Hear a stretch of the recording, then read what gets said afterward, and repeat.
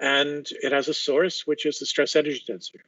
And I've written down this equation with C equals J equals 1. Through most of the talk, I'll be using units in which that's a convenient choice that makes the equation simpler. So in a curved spacetime, even though we've written down the equations in flat spacetime, short wavelength gravitational waves propagate through a curved spacetime by geometrical optics, just the way light would propagate. So in particular, they are affected by the expansion of the universe, and they're affected by gravitational lensing.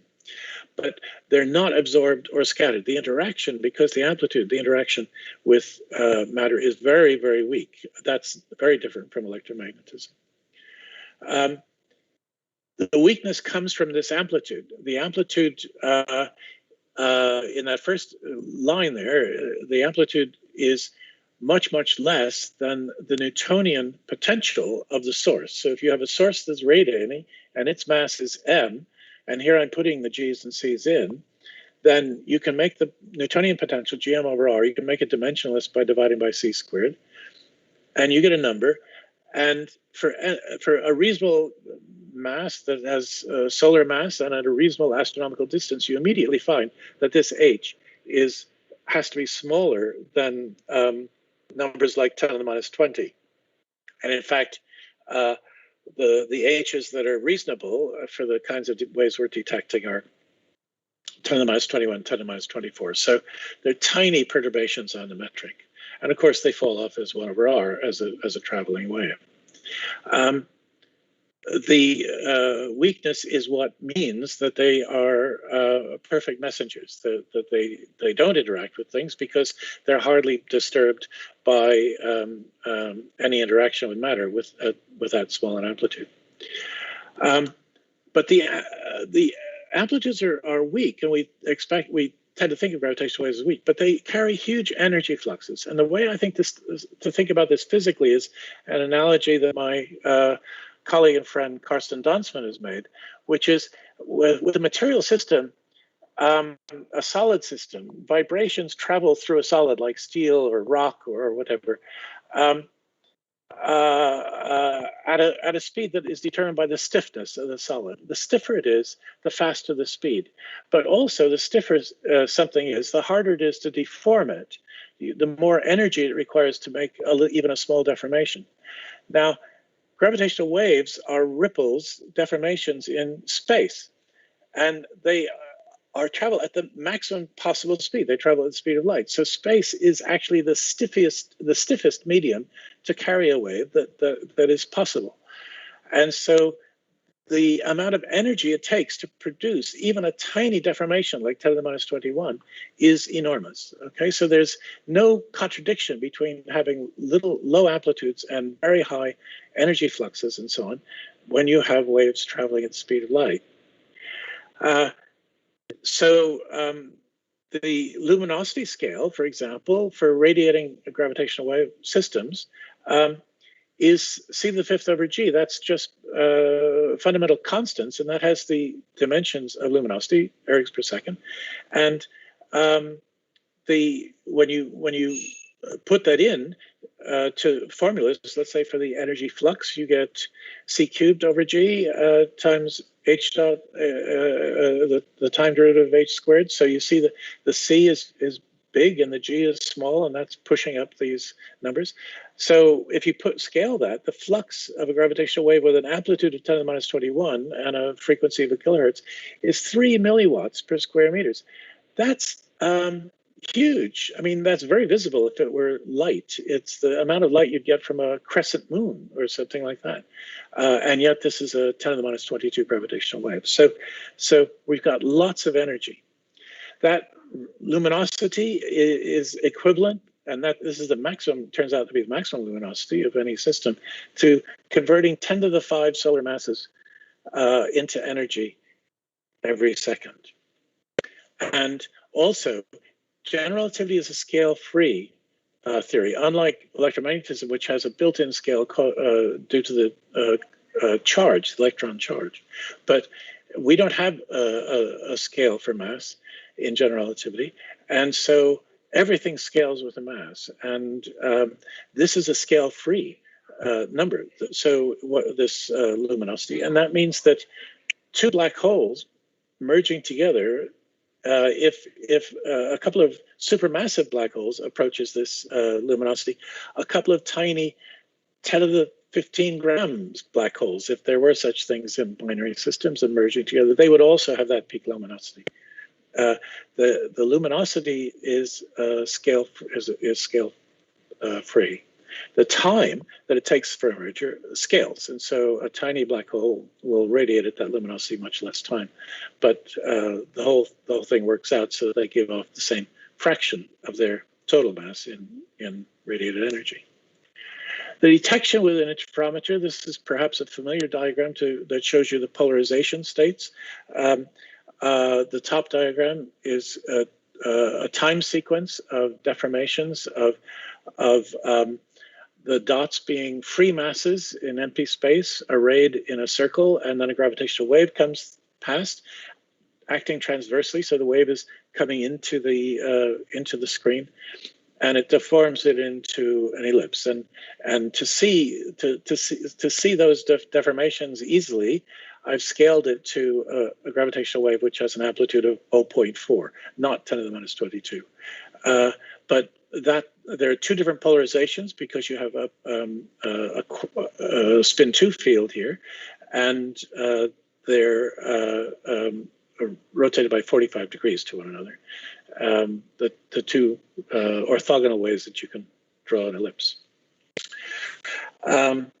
The dots show the responses, but they also are the projection on the sky of what's happening in the source. So a binary system, for instance, that's orbiting in the, if you're looking at it edge on, and it's orbiting along your X and Y axis on the sky, and that'll produce the top version of the polarization, linear polarization, looking like that, like the top line.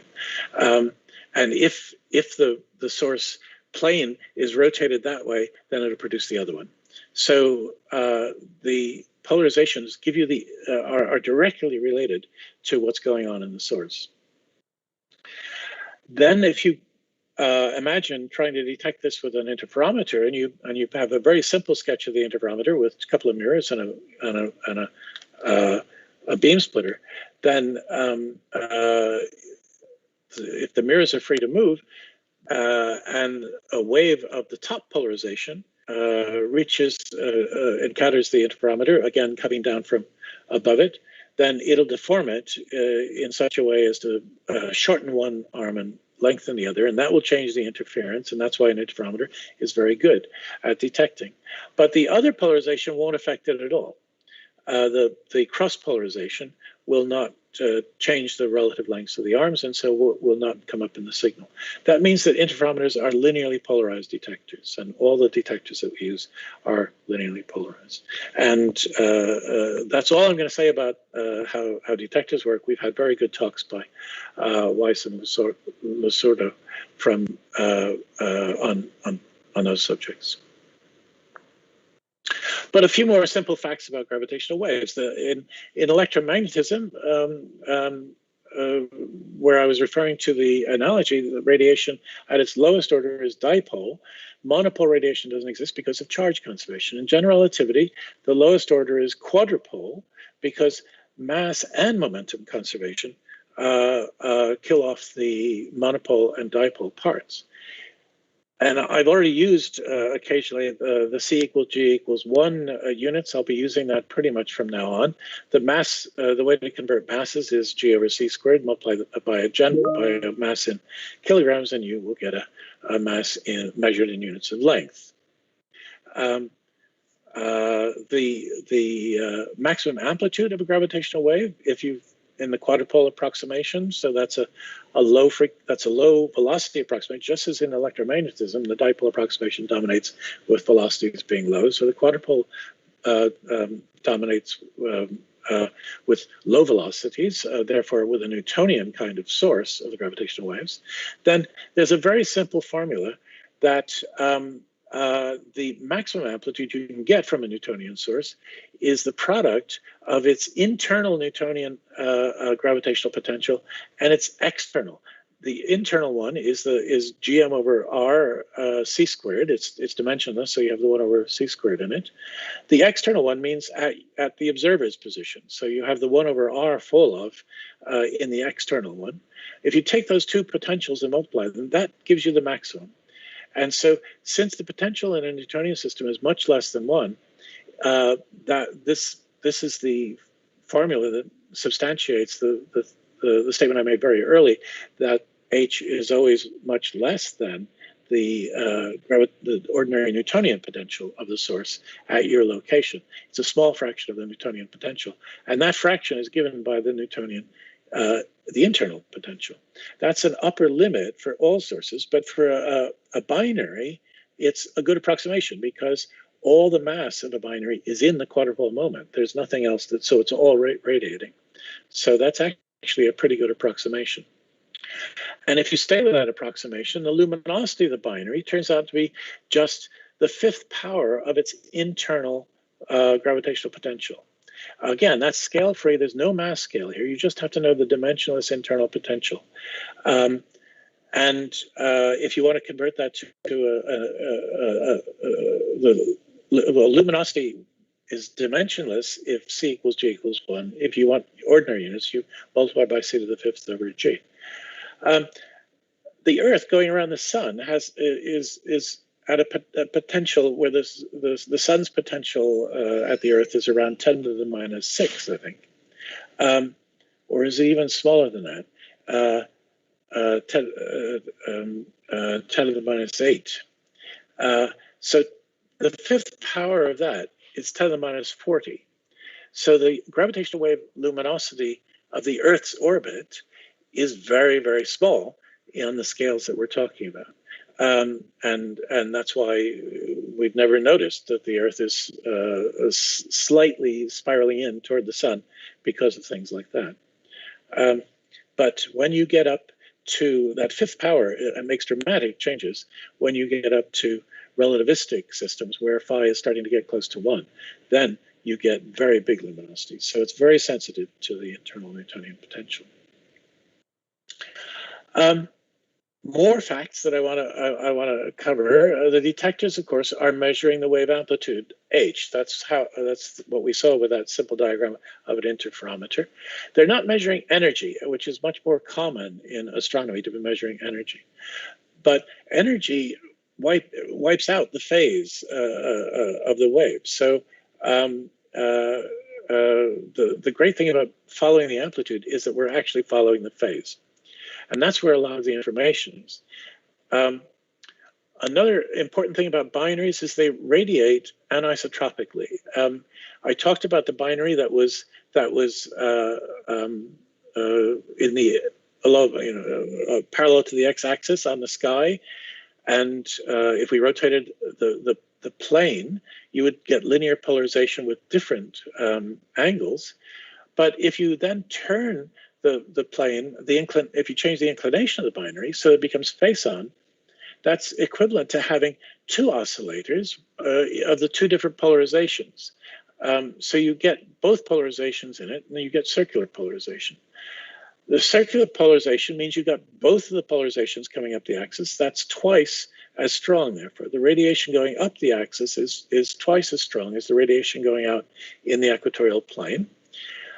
And it also means that if you can measure the polarization, how much elliptical polarization there is in your gravitational wave, then you can measure the inclination angle of your binary system. Also, the fact that the radiation is twice as strong going up the axis means that in an observing program where you're always limited by how strong the radiation is, you're going to have an oversampling of systems that are face-on. That's called a Malmquist bias. And those are the systems that are more difficult to sort out exactly what their inclination angle is, because the 2 polarizations are too close together in amplitude. I said the dominant multiple is the quadrupole, but we are seeing higher multiples in some of the sources. I'll be talking about that later in my talk. They have different radiation patterns than the quadrupole. So I talked about the radiation pattern of the quadrupole, twice as strong up the axis as it is in the plane from a binary system, but the L equals 3 radiation patterns are quite different.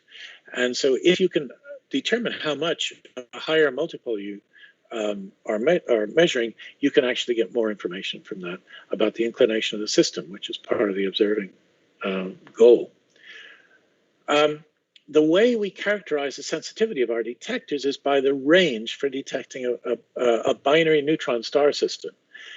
That's just a fiducial a system that we used to think that from pulsars that binary neutron stars all had the same masses and so on. So it seemed like a very good standard source to calibrate the sensitivity of your detector with. So on that measure in 2015, LIGO had a range of between 60 and 80 megaparsecs. That was the first year that was during the year of the first detection. The system it detected was much further away than that because it was a binary black hole, which, being more massive, is visible more. So when we talk about the LIGO BNS range, that's not the range for detecting everything. It's just a measure of the sensitivity. And it's good for comparing progress and comparing different detectors. So the 04 observing run is going to start next year. And LIGO expects to have an observing range between 165 and 190 megaparsecs, depending upon certain technology upgrades. If you look at that, and you remember that these are distances, but what's really important for our observing program is the source, is the detection volume, then you see that on average, the detection volume has doubled every 2 years since the first detection. And that's likely to continue. And so we're going from a science where we have only a few examples of detections into a science where we're going to have a lot more data. And that's going to happen very quickly. Okay, so observables about gravitational waves. I'm now going to talk about what happens if we have a network of detectors of these interferometers, let's say 2 LIGOs and a Virgo at least, and we're expecting 2 others. I'll come back to that to be built in the near future. So with 3 or more detector data streams, we get better coverage. So on the left, you see the antenna pattern of the combined 2 LIGOs and Virgo. And what this is the maximum, it's scaled just to an arbitrary number, but it's the maximum, it shows you the relative maximum range in different directions.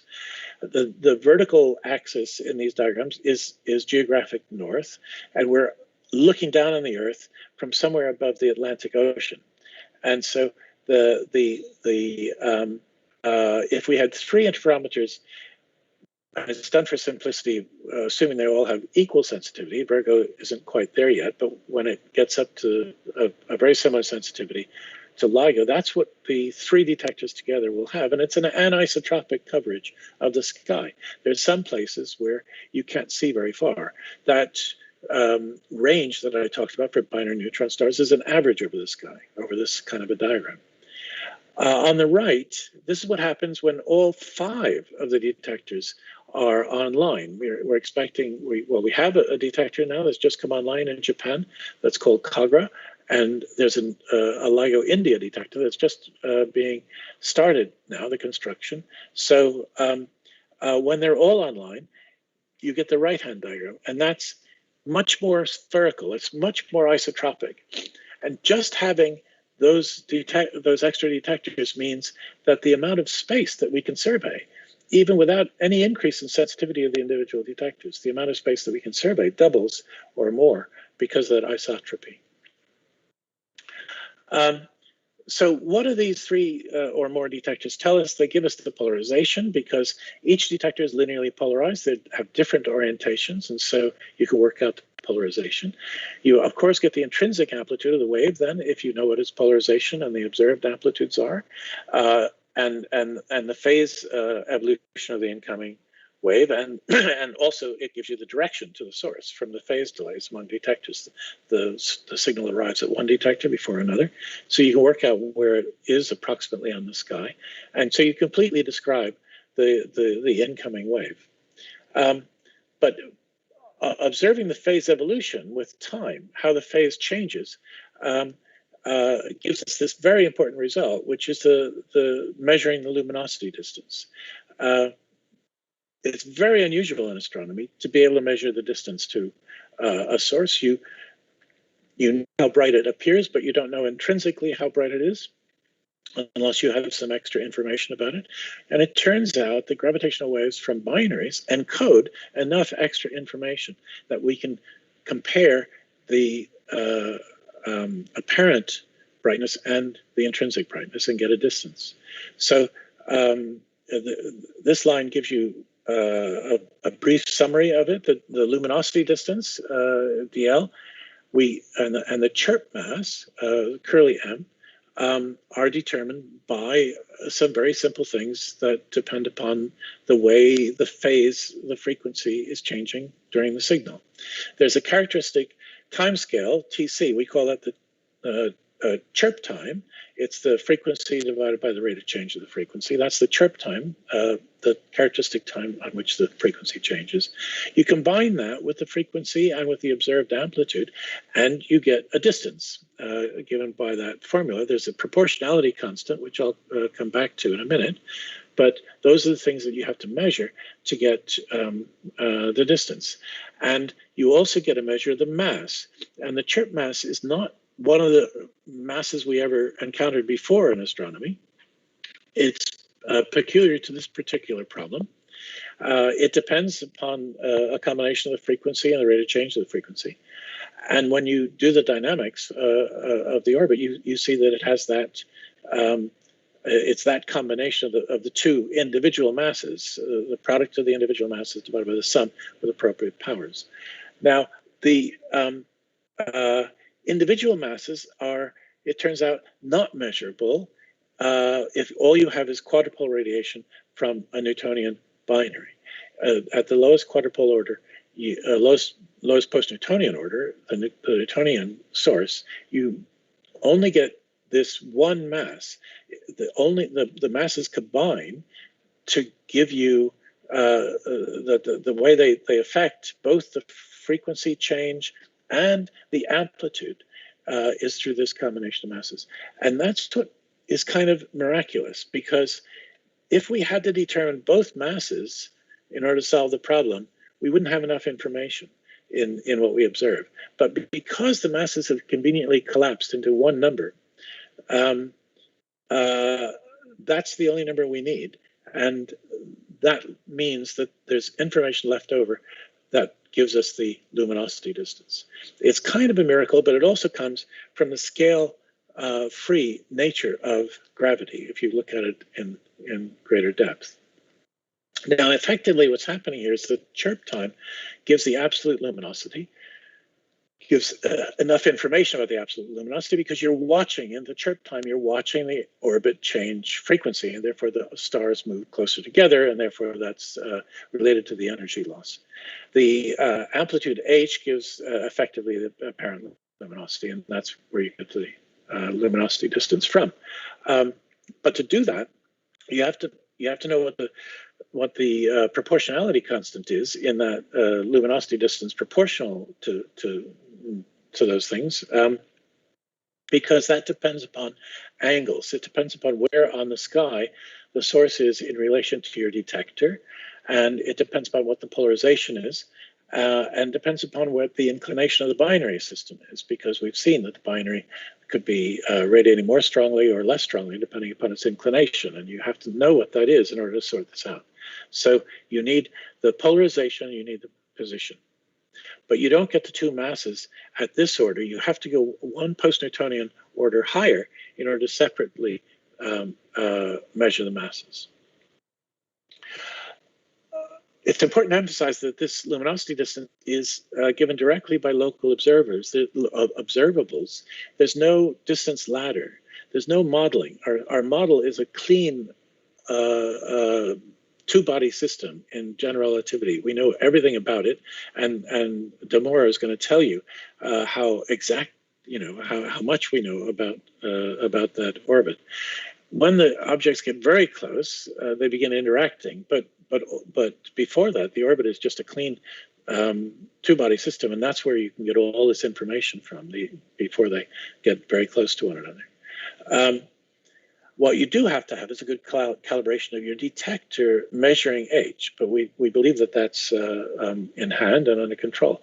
So it's a clean way of measuring distances. And this distance measure underpins a lot of the science that we quote from when we publish detections. We infer the redshift of the system by knowing what the luminosity distance is and knowing what enough about the cosmology that we can go from the luminosity distance to the redshift. So when we quote a redshift, we're actually using the luminosity distance.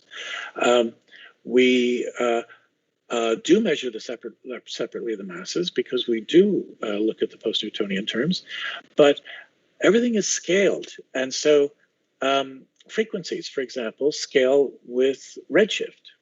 In the cosmological redshift, and so they go in and they and you look at that formula for the Chirp mass. The Chirp mass scales then with a factor of 1 plus z, and so that will affect also all the other measurables. And so only once you've got the luminosity distance can you infer what the redshift is and go from the observed masses to the rest frame masses. So when we quote the rest frame masses, we're taking out that redshift effect from what we measure. And then we want to do population estimates. How many binary black hole mergers are there in a certain mass range in a certain volume of space? Well, you have to know what the volume of space is. And so, again, you're using the distance. And the thing that gets most publicity is, of course, measuring Hubble constant. And I'll be coming back to that later on in the talk.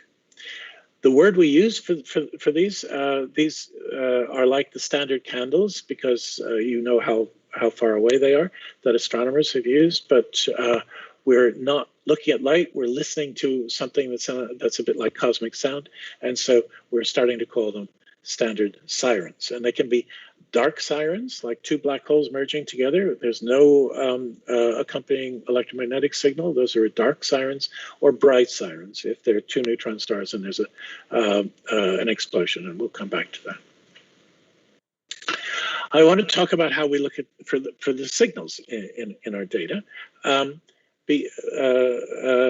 In physics, all measurements that we make are statements of probability, statements of confidence that we've measured something.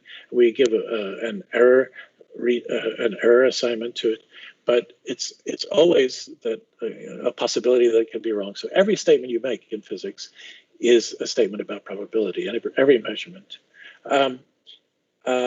We try to do this very carefully with the gravitational waves that we're detecting. The signals are buried in detector noise, and so the most sensitive method to get rid of as much noise as possible is to extract them by linear filtering. The filtering is accomplished by cross-correlating with an expected signal. This is called matched filtering, so said something about the role I had in beginning to develop the technologies and techniques of data analysis. And this was the first thing that we started to look at, was how matched filtering works for gravitational wave data. If you know what the signal is that you expect, it's no help if you don't know what to expect, but we do know what to expect here. We have good models for the signal. And so we can optimally dig into noise to try to find them. What it requires is to parameterize the signal families. So there are lots of parameters. We know what the signals are like if we know what their masses are, their spins are, the phase of the signal, and so on. So all of these affect the details of the waveform that we are looking for. So if we don't have a very good signal prediction, then we don't have a very good search. And we can, in principle, be as accurate as we want, but it takes a lot of parameters. And right now, for example, we're only beginning to do good searches looking for spin-orbit interactions, the precession of orbits that come from the spin of one of the components coupled to the angular momentum of the orbit. That's in the Einstein equations, and it may be something that we'll see in some of these systems. So when you're looking for effects like that, you have to increase the size of your signal family, which means that you're come up against computing resource limitations because you're filtering for millions and millions of signals, and you're filtering continuously because you don't know when the thing has arrived. So you're looking for the arrival of the signal all the time. When you do this, of course, you have to understand, you have to make statements of confidence about your detection. And one of them is, of course, the so-called look elsewhere effect. That is, if I look in Gaussian noise for a signal long enough, I'm going to find it. We don't just have Gaussian noise, we have non-Gaussian glitches, we call them, which are little bursts of noise from lots of different sources inside the detector and external disturbances, and they can masquerade as signals. So you have to be very careful about these things. Burst detection methods, we run in parallel with the match filtering. They don't do match filtering. They're agnostic about the form of the signal, and they're a very helpful way of checking reality and making sure that we really are getting a good signal when we find one. We can get rid of the glitches very effectively by comparing different detectors, because the detectors will have glitches, but they won't have them at the same time. They're not correlated.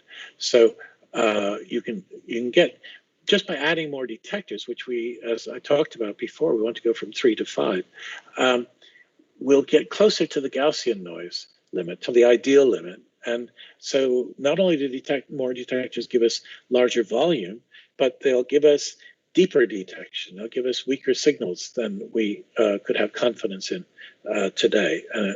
So this is all something that these added bonuses are kind of not always obvious when people talk about adding detectors, what that's going to bring.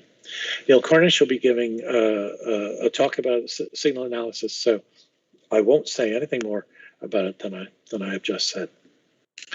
So now we're at part B, and I thought this might be a good time to take a break. Maybe it's a bit early, but it's a 2-hour session, and it's a natural time. I'm stopping the theory, and I'm going to start talking about detections. This illustration here is just the list of detections from the second catalog that we published this year in Physical Review X. And we're going to take some of these detected events and talk about them in more detail. But maybe this is a time when we can stop for 10 minutes. And come back at 5 minutes before the hour. Is that okay? That'll be fine. I would ask the audience if anyone has a question or a comment on the things that you discussed so far. But if no one has formulated a question or a comment, maybe we can just take these few minutes, and then we may perhaps make the questions before. People could think about questions during the break. Yeah, if anybody doesn't have them now, I'm happy to take questions anytime. Okay. Is there any questions about so far?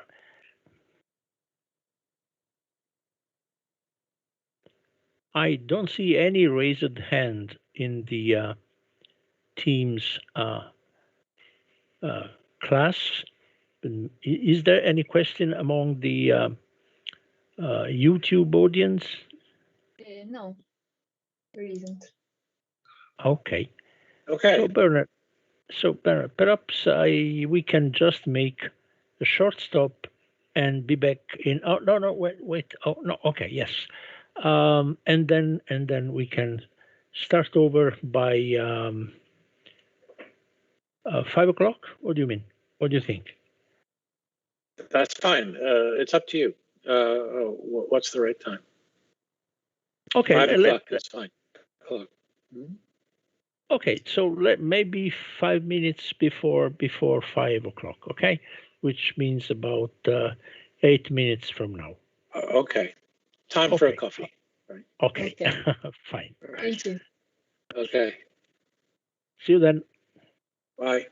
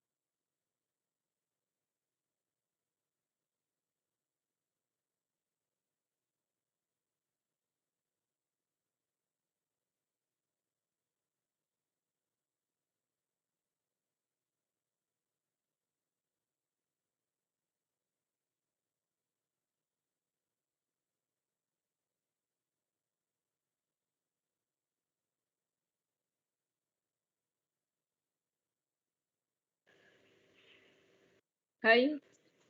Hello. Bernard, I see Yeah. there are a couple. Yeah, there are a couple of questions on YouTube. Mikkel, could you forward the questions to Professor Schutz?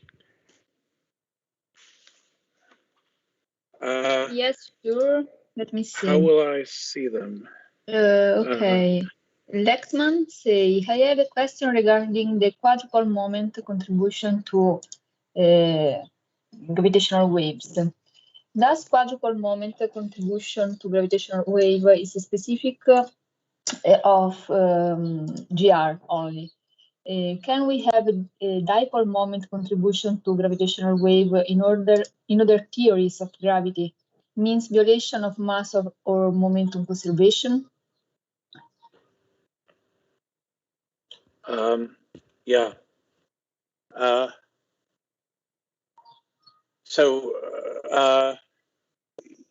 Yes, I can answer that. Shall I answer that now? Have we started again then? Or is everybody back online? I don't want to answer before the person who asked it is able to hear it. Shall I go ahead with the answer? I think you can go ahead, Bernard. Yeah. Okay. Yeah. Yeah. Yeah.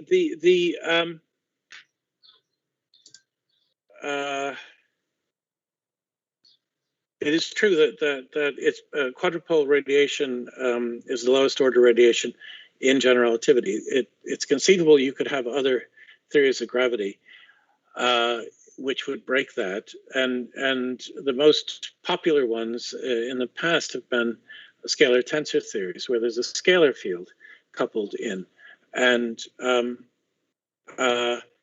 it turns out that they still obey conservation of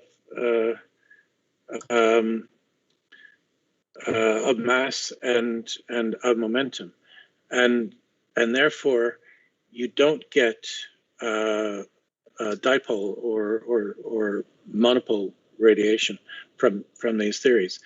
The thing that really enforces that is that most theories that are alternatives to Einstein's theories are still theories which are designed to obey the equivalence principle. And in the equivalence principle, that says that the law that if you go to a freely falling inertial frame in the gravitational field created by this theory, the laws of special relativity apply. And in special relativity, you have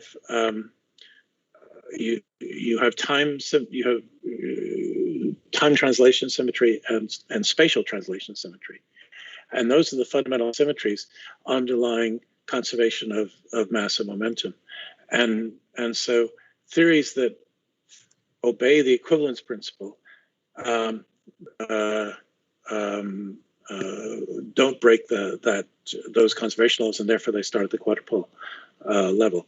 Of course, I'm sure you can make more exotic theories, but we have very strong tests of the equivalence principle now, and from spacecraft tests, and so it's not very popular to design theories that don't obey the equivalence principle.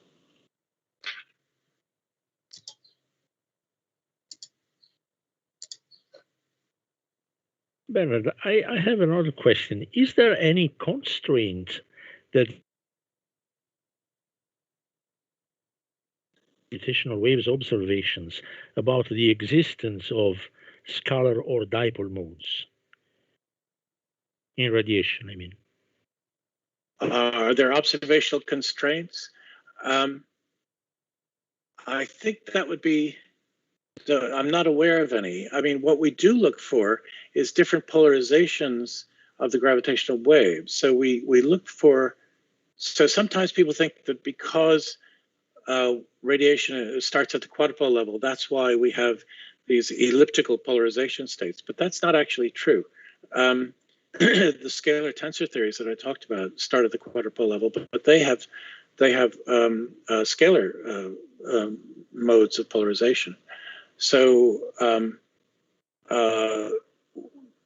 we do test for non-GR polarization modes when we have enough detectors to make a consistency check on that, and we haven't found any evidence for it. But actually, to go back to the radiation source, to the question of are they radiating with certain patterns, that's very hard, I think, to do unless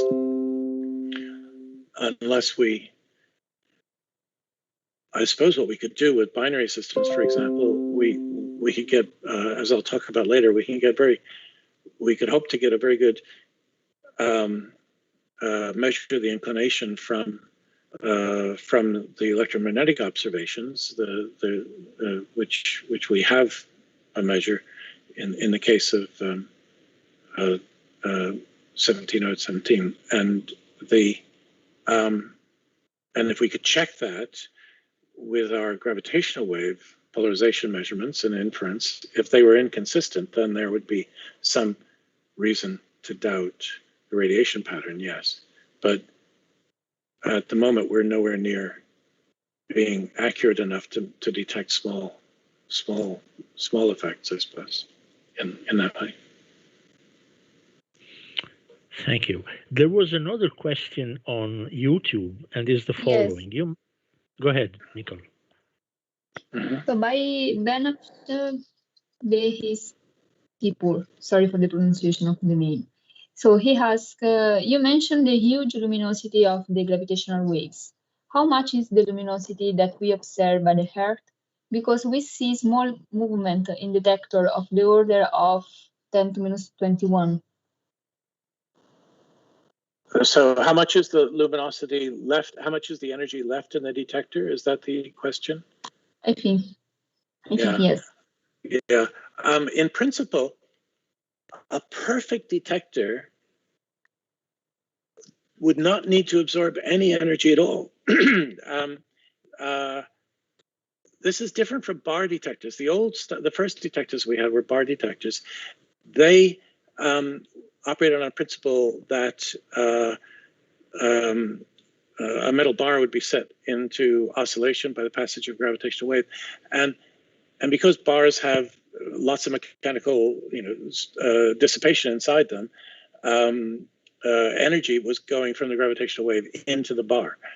But an interferometer has these free mirrors, and it's almost a perfectly adiabatic disturbance, so that if the gravitational wave arrives and then finishes, so you have a before and an after, the detector might not have changed its energy state. It's probably not a perfect detector. There are tiny dissipations, but it all depends upon the amount of dissipation inside the detector. It would still be relatively small, but in other words, it wouldn't affect. It would be a tiny fraction of the energy carried by the gravitational wave in any case. But for an interferometer, it'd be even tinier, because the interferometer is an almost adiabatic way of detecting the waves. Okay, but I think that the question was how much is the luminosity of gravitational waves that we observe at the Earth? Because you mentioned the huge luminosity of gravitational waves. So how much is the luminosity of the, I didn't understand the question. How much is the luminosity? My guess is how much energy is bathing on average the Earth in the gravitational wave spectrum. I think this was the spirit of the question, perhaps. Oh, sorry. Oh, I misinterpreted it totally. How much energy is coming through us? Yeah, kind of. Yeah. Yeah, quite a lot. The sky is very bright in gravitational waves because there aren't many events at 10 to the minus 22, but there are lots of events if you go down to 10 to the minus 24, there are probably events happening all the time, and so from all different directions. And so, yeah, the background, the gravitational wave background, is very significant in energy terms. It would be, if you converted it into radio waves, if you had radio waves with that sort of energy, you wouldn't be able to listen to the radio or anything. It would just be the air would be full of radio waves. So it's the energy coming through us is very significant, but it's not leaving anything of it behind. No energy is left behind in our bodies, or negligible amounts. So we're not affected by it. We're transparent. Luckily, in a sense. Yeah, that's right. Yeah. Sorry for misinterpreting the question, but the question I answered is also an interesting one. Agree. Okay, I think that possibly we can start again. I would ask the audience, or whoever has a question and wants to reserve a time slot for his or her question, please raise your hand in the Teams interface so that we can give you the possibility of asking the question at the end of the second part. Thank you. Okay. All right, let's start then on talking about some of the detections. First of all, in general, we have had 3 observing runs so far. They're called 01, 02, and 03, starting in 2015. We had also observing runs, which we called science runs, when we had the first phase of the detectors. We didn't have any detections then, so we sort of begin this story in 2015 with the beginning of 01, which had that spectacular first detection, GW 150914, and I hope you understand the nomenclature for this. The 15 in 150914, 15 is the year, 09 is the month, and 14 is the day. And 01 lasted for 4 months, and we had 3 events that we could confidently identify with just 2 detectors. Virgo hadn't yet joined. And if you look at the top diagram here, this is the BNS range. This is what I was talking about, how we measure the sensitivity of the detectors is their range for binary neutron star mergers. And there are 2 different colors for the 2 different LIGO detectors. The Hanford detector had a somewhat larger range than the Livingston detector during that run. And you can see the number of weeks and so on. Now, then we went into 02 after a period of downtime, which was nearly a year. Then there were upgrades to the detectors, and that's always the plan. And you can see what's happened then to the BNS range in 02. The Hanford range didn't change very much, but the Livingston range went up quite a bit. And in fact, through some other changes that took place then there was a break at some point to make some other changes. The Livingston improved even more, and Hanford went down. Hanford's had a problem with one of the mirrors, a defect that developed in the surface of one of the mirrors. And that also affected it during 03, as we'll see. And that is being corrected for 04. So we're hoping that Hanford and Livingston will perform with comparable sensitivity when we begin again next year. So 02, Virgo joined at the very end in the last month of 02, and that's the purple trace in the bottom picture. Virgo's BNS range wasn't comparable to the LIGO detectors. It was about 30 instead of 80 or 100. Bear in mind that Virgo, the whole project started later than LIGO, and so they're on a delayed timescale. That Giovanni talked about that, and so this is where they started, but they have been making some very big improvements, and we'll see, particularly the next time we come up, how much they've improved. But anyway, O2 produced 8 detections in 9 months. Now that's not a big change in rate. That's about twice as long an observing period and almost a little bit more than twice as many detections. Small number of statistics. So the rate of detections didn't change very much, and that was basically because the sensitivity of detectors didn't change that much. But in that last month, it was spectacular. Not only do we have the binary neutron star merger, 1708-17, we had several other detections. I think we had 4 events that Virgo could participate in, just in that one. 3 or 4 events just in that 1 month. So it was a very lucky month, a very lucky time for Virgo to join. Going on to an overview of the third observing run, we split that up into 2 halves, and O3A has been published. O3B data is still being analyzed, and so we haven't published the final results of O3B. But bear in mind that this time, every event that we thought we might have detected was announced with an astronomical telegram. And so a lot of the basic data is out there, but some of the events have been withdrawn. Some of them were mistakes, or they were events which we later decided were noise or something like that. But we wanted to give out very fast announcements so that any follow-up that astronomers wanted to make wouldn't be delayed. So you can see the time in here, the number of days, and you can see again the Hanford detector had been improved. It went up from 80 to something over 100. Livingston, however, which had been where Hanford is in this diagram, is now up to 140, and again, that's other changes were made to improve the sensitivity, but Hanford was still living with a defect in the mirror. And Virgo had gone up very considerably, from 30 up to around 45 or 50 for O3A. And although that's smaller, that's still enough to make a significant contribution to a lot of these detections. Now, this extra sensitivity expanded the detection volume by about a factor of 4. And so we then had 39 events in 6 months.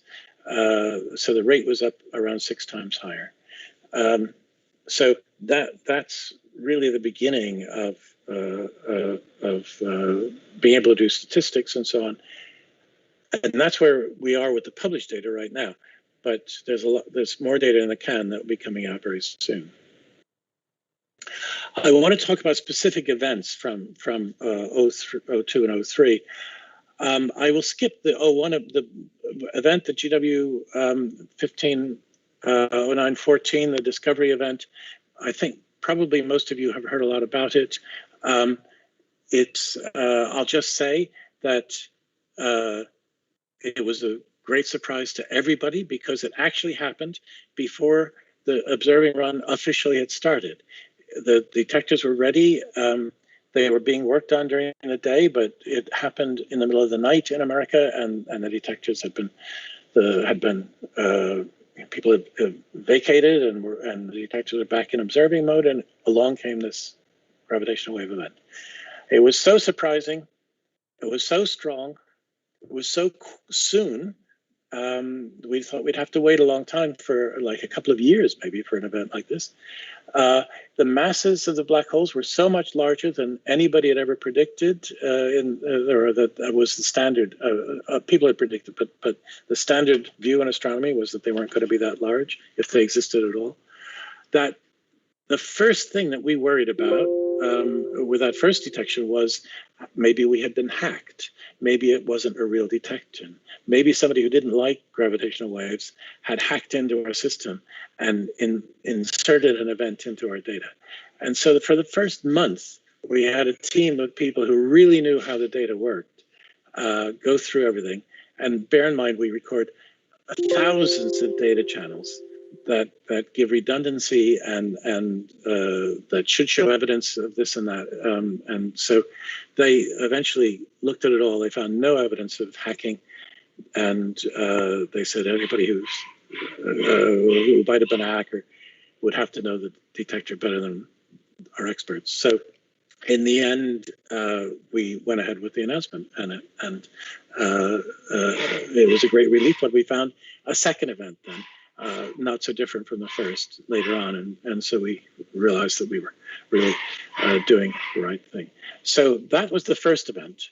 The second event that everybody remembers, though, it wasn't the second event we detected, but the second event everybody remembers was the first detection of the binary neutron star, GW 170817. And I do want to spend some time on that. This is a picture of the sky that Ray showed, and he showed how Virgo, quite by the weird fact that the signal didn't appear in the Virgo data when it should have, pointed us at a null in the Virgo antenna pattern that allowed us to narrow down the LIGO error and allowed the astronomers to look over a very small region. If they had only had the gamma ray burst, that's the dark blue, there would have been a much bigger area to search. But they had a list of maybe 100 or so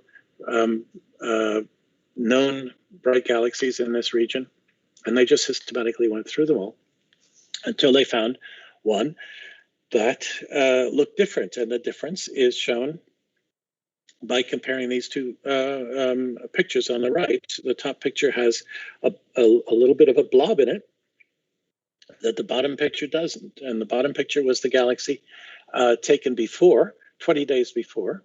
And the top picture was taken 10.9 hours after the gravitational wave event. And so that was the convincing evidence. Then we zoomed in on that galaxy.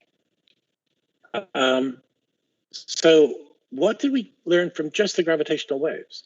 First of all, of course, we measured the chirp mass, and this was a very strong event. So the chirp mass came out to be really well determined, with errors in the third decimal place. The individual masses, if you remember, are not distinguishable at that order, so they weren't so well determined. But in the published data, this picture shows you how we try to find those individual masses. Remember, the masses have to combine to give that chirp mass. So there's this curve in this diagram, which is the correlation. If you know one of the masses, then you know the other one very well, because the chirp mass has to be satisfied. So, however, if you don't know either of them, then you have a spread of possible masses. The blue regions of the two axes, the bottom axis is M1, which is by definition the larger of the two masses. The vertical axis is M2. The blue regions indicated on those axes are what our data analysis says are possible from the data if we assume that the spins of the neutron stars are quite small, that is, negligible effect on the orbits, not to do with the merger, but negligible effect on the orbits.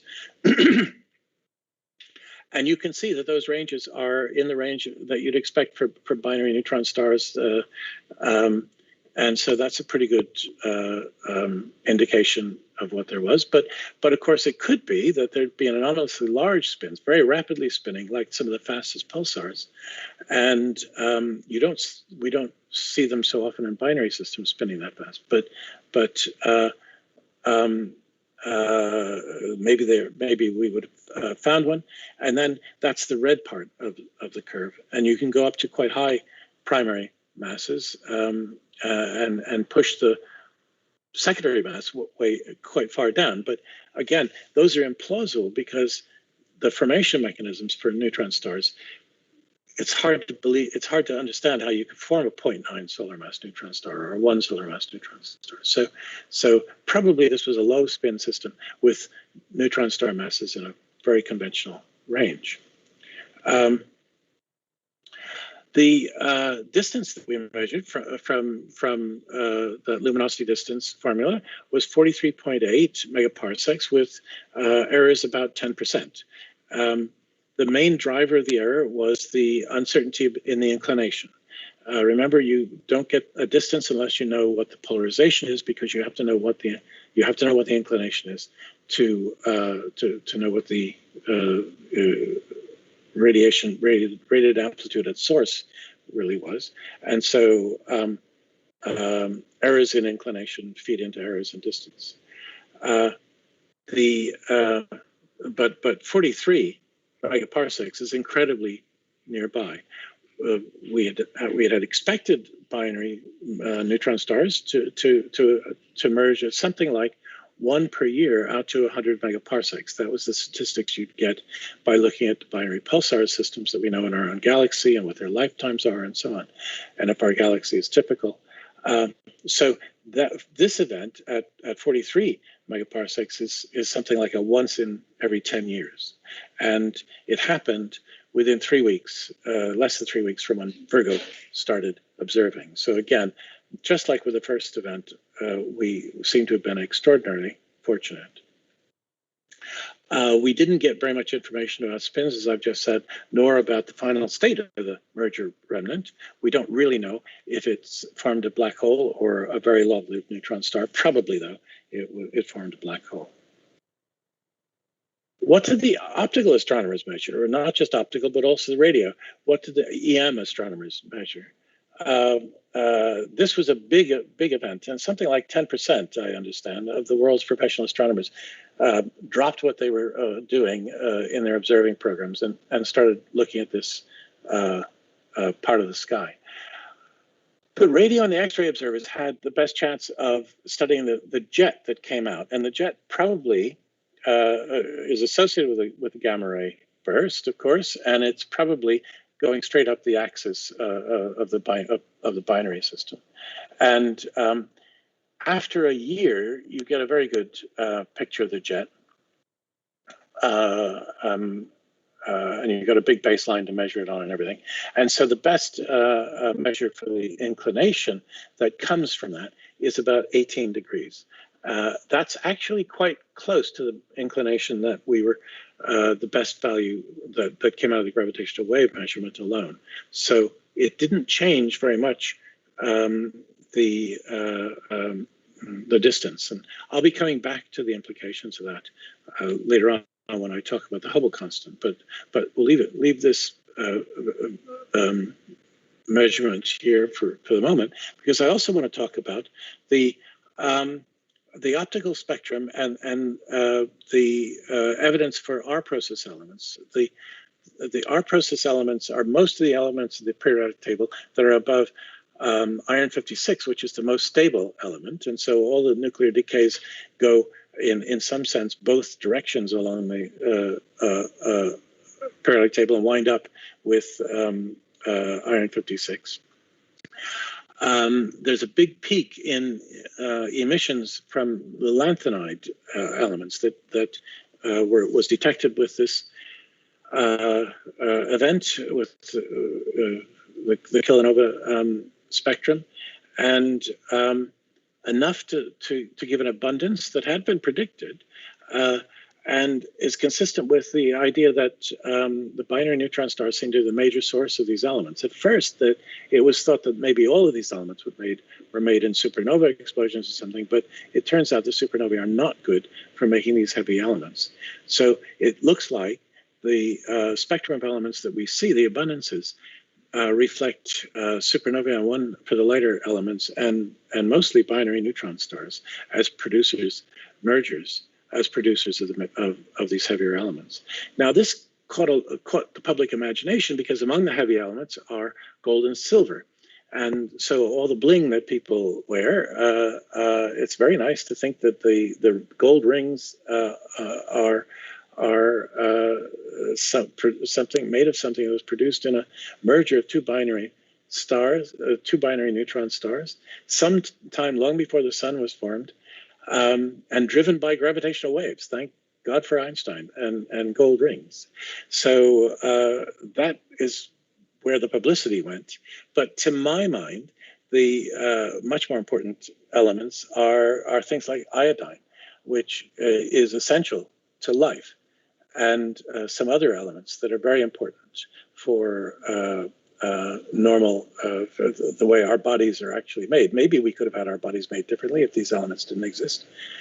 But even more important, and nobody has talked about this, but this is something that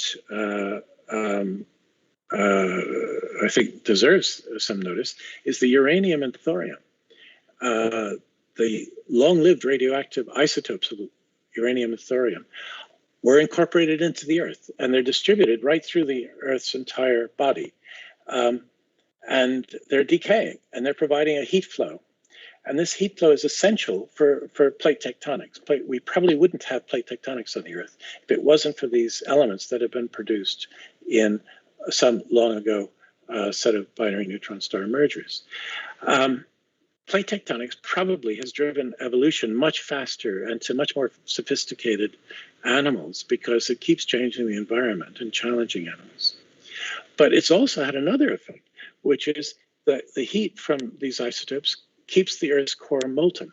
And it's the molten core which has the dynamo, which maintains the Earth's magnetic field. And it's the magnetic field that protects us from the solar wind.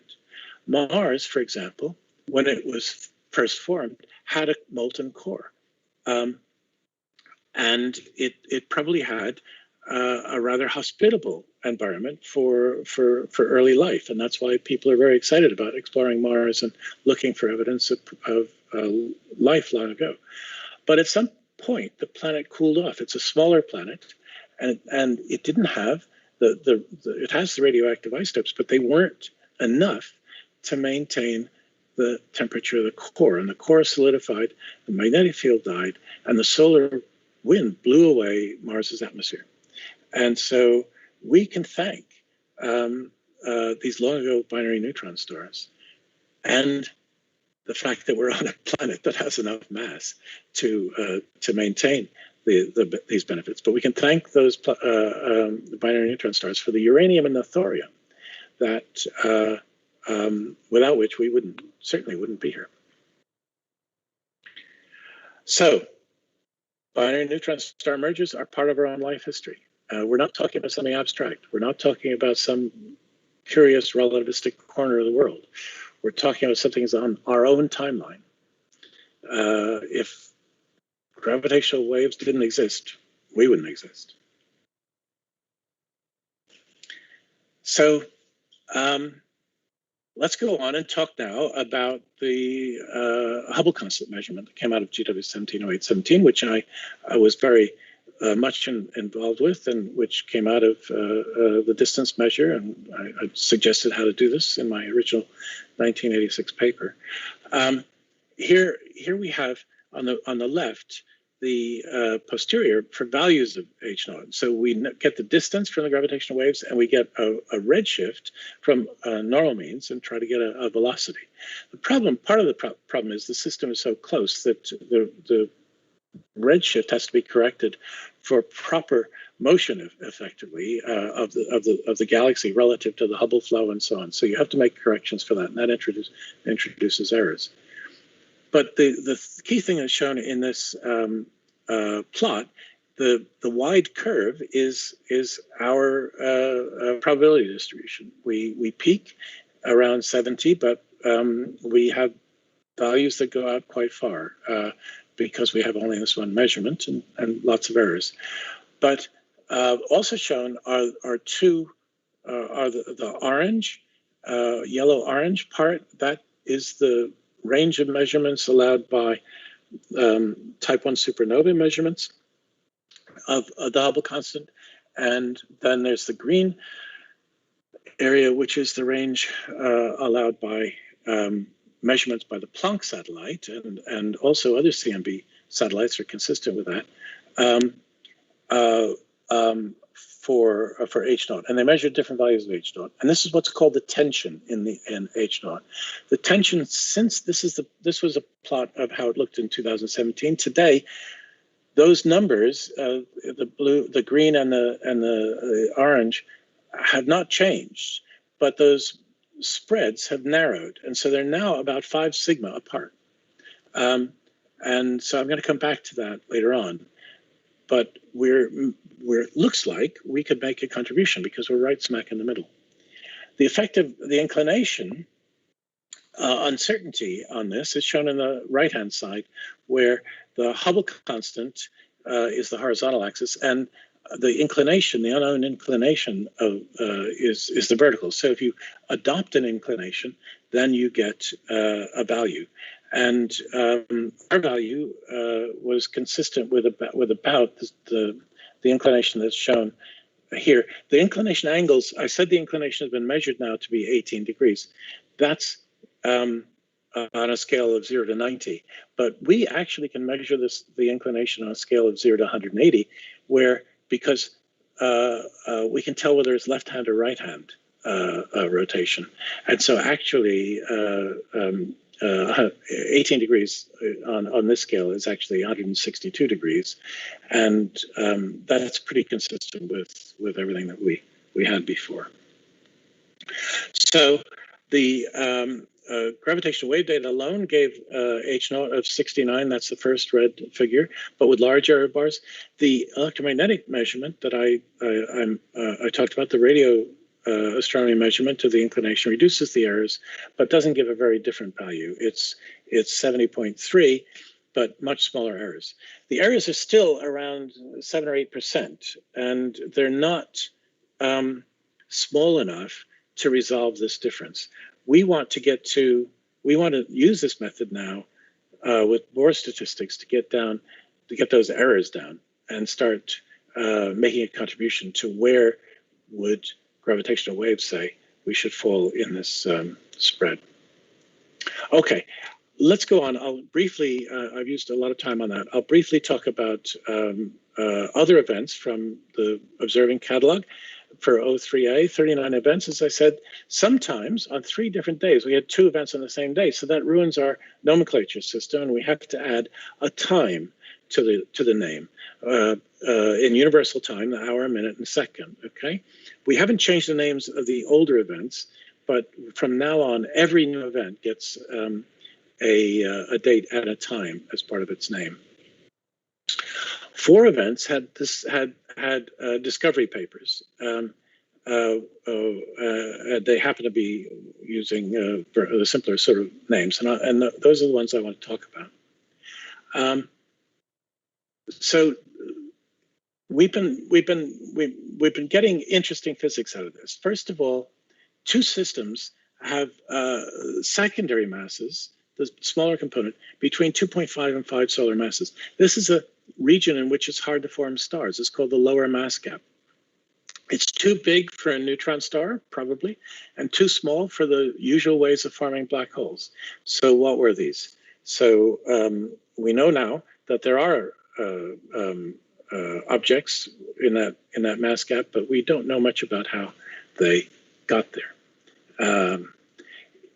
There's also an upper mass gap. It's believed that supernovae don't form black holes in the regions about 70 to 120 solar masses because the star that would normally form them just totally incinerates itself because of what's called a pair instability. But one of our events, 1905-21, has a primary mass exactly in the middle of that at 90 solar masses. How did it form? We also found big mass ratios. So far, the biggest is 9 to 1. That's kind of unexpected, but we'll probably see more. We're seeing intermediate mass black holes. That is, black holes above the limits where normal stars don't form black holes anyway. So we've seen a black hole formed with a mass of 140 solar masses. That's the remnant of that merger in 1905-21. So that's classed as an intermediate mass black hole. We've also seen other intermediate mass black holes form from those other events. And we now have, the heaviest known binary neutron star system with a mass of greater than 3.3 solar masses. That's pushing it, for two neutron stars together. But we think it is a binary neutron star system. And then there's a couple of systems which have a component which we don't know. And in particular, 190842, we really don't know if that's a neutron star or a black hole. It's in this mass gap. It's the first one that I mentioned in the lower mass gap. So that is an unsolved problem, and we just want more data to try to sort these things out. So 190412, this is an interesting event. It has a mass ratio of 3 to 1. It was the first one where it was a definitely clear separation between the two components' masses. Remember, they're not that well determined because it's a higher order term in our model fits.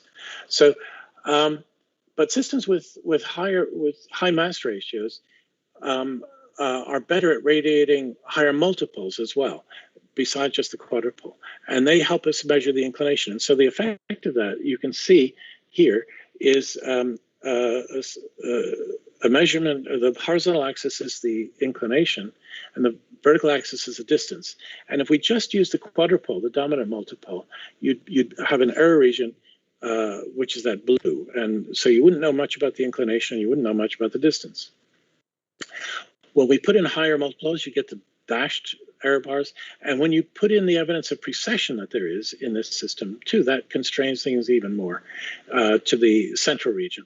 And so we have a pretty good measurement of the distance, better than we do with most systems, and because of the inclination problem, and of course a very tight constraint on the inclination. 1904-25.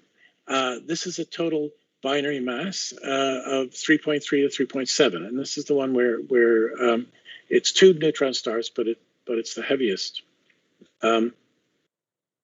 Both of them are masses below 2.5 solar masses. If you look at the chart in the graph there, horizontal axis is the total mass, not the individual masses, the total mass. Again, that's not the same as the Chirp mass, so it comes up with errors from having to go to the post-Newtonian to work it out. The probability density is on some arbitrary scale is the vertical curve, and also the masses of all the pulsars, all the binary pulsar systems that are known in our galaxy are shown there in little green lines, and that's their distribution. So all the binary pulsar systems that we see in our galaxy are totally disjoint in their mass distribution from this particular system. It's not like any of the binary systems that we have seen. Was it formed in some odd way? Were these two individual neutron stars formed maybe as accreting X-ray systems that ate up their companion and became massive lonely neutron stars, but they actually were in a cluster, and they formed a binary by random capture in a cluster, or were they formed from a triple system somehow? There's lots of scenarios, but we don't know how to sort that out yet, but we're looking for more systems like that. Here's one, 1905-21. This is the trace of the signal in Hanford, Livingston, and Virgo. The signals match, of course, but there are not many wiggles. There are not many cycles. So the reason for that is it's our highest total mass system. Remember, everything scales because of the scale-free nature of gravity. If the mass is high, that's scales as all the lengths scale with the mass, and so the time scales, the frequencies rather, which go as 1 over lengths or 1 over time, they scale inversely as the masses. So for a large mass, you're going to have low frequency, and this signal was almost out of our frequency band. It just got into our frequency band from below just before it merged, and we only saw the last 4 cycles. And so from that we can measure a lot, but there's still lots of uncertainties about it. But this is the one that formed an intermediate mass black hole remnant. Final mass is 142 solar masses. The final spin 0.72, and its gravitational wave energy loss was 8 solar masses. It emitted 8 solar masses of energy in gravitational waves, most of it in the last few cycles. There's good evidence for precession and for non-zero spin. And this signal shows the ring down. So the left-hand part, where the amplitude is rising in the signal, that's the last orbit or two. But then the black hole forms where the radiation is at the peak, amplitude is at the peak, and then the black hole rings down. The disturbance, it's highly non-symmetrical. It rings down into a nice smooth curved black hole, and we're seeing the ring down radiation. And we can measure the ring down modes. It matches what we expect from numerical simulations of what this should produce. It's very good evidence that we've got a black hole and not one of these exotic objects, because we can measure the ring down.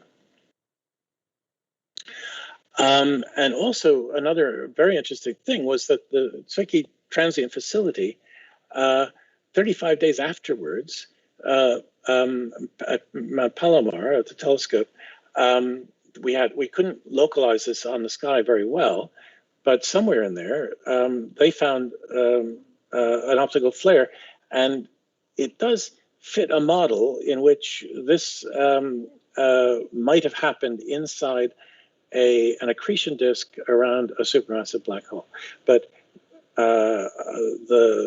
it's an interesting suggestion, but I don't know anybody who believes that it really was that. And I've heard some evidence that might make that a little bit unlikely. But it's an interesting idea.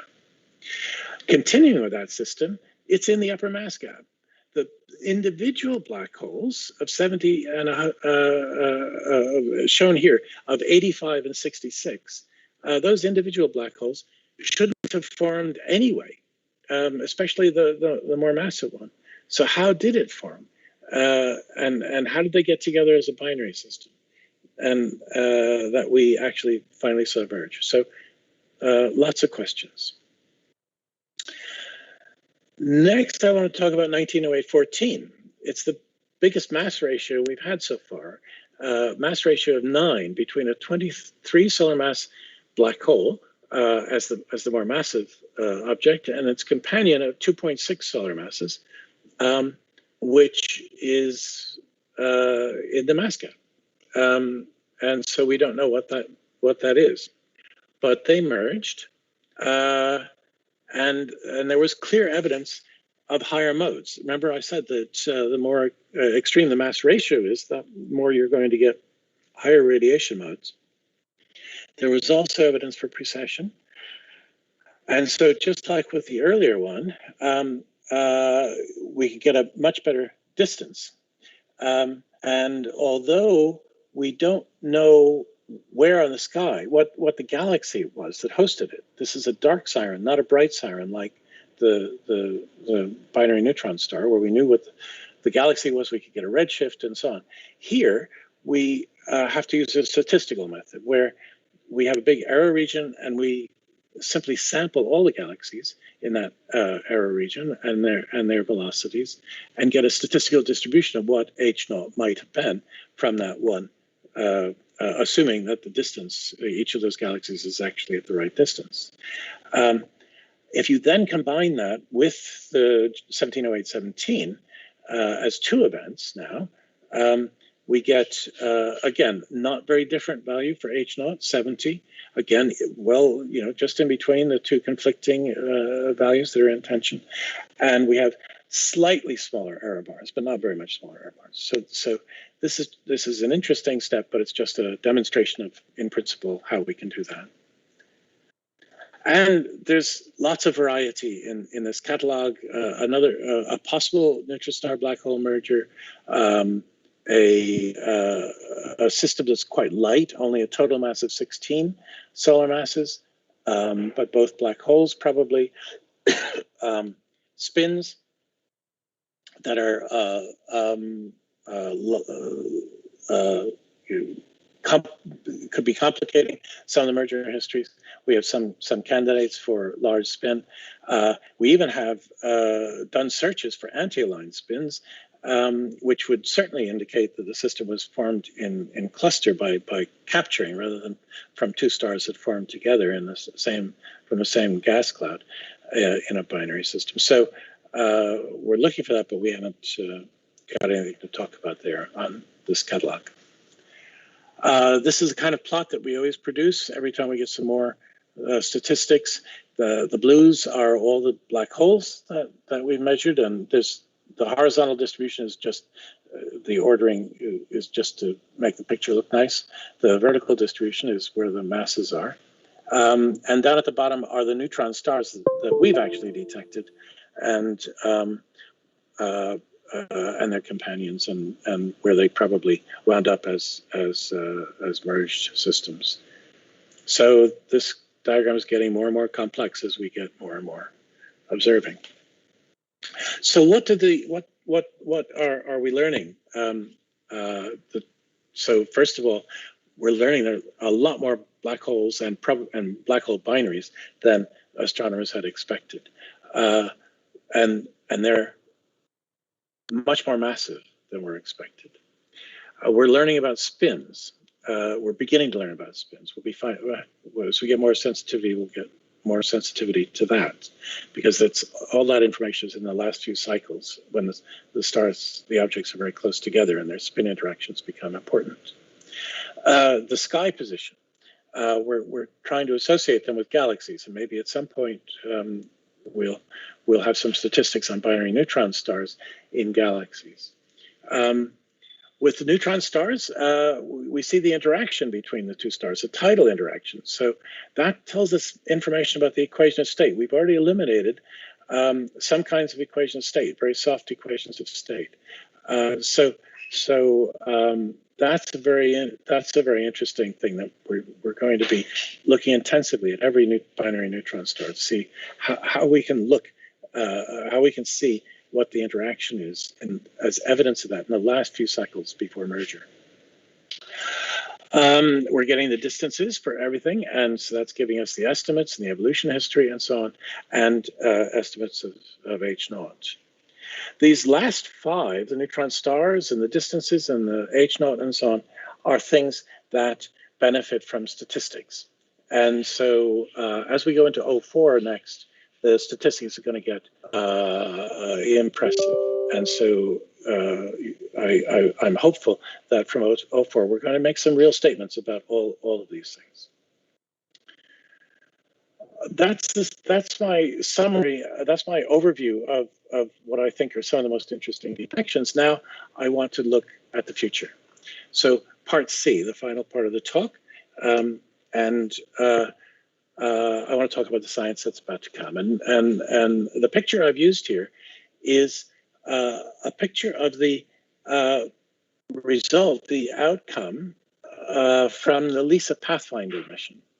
And Stefano Vitali is going to talk about this in the final talk in this series, and I really recommend you go to that, because this has been the most amazing satellite. The purpose of LISA Pathfinder was to convince the European Space Agency, the hard-headed engineers in the European Space Agency, that it is possible to put a gravitational wave detector into space that could isolate its test masses well enough to meet the LISA requirements, to do what the LISA detector was proposed to do. You have to be able to isolate them from external disturbances. They have to be free fall. So this was basically to demonstrate free fall in a single spacecraft. So not detect gravitational waves, no baseline, but to demonstrate free fall, absence of acceleration. And on this chart, so the frequency, this is the acceleration that was measured as a function of frequency on the horizontal scale, and on the vertical scale is a measure of the acceleration. And that little part in a section of the top of the diagram, which says LISA Pathfinder requirements. That's what the European Space Agency said.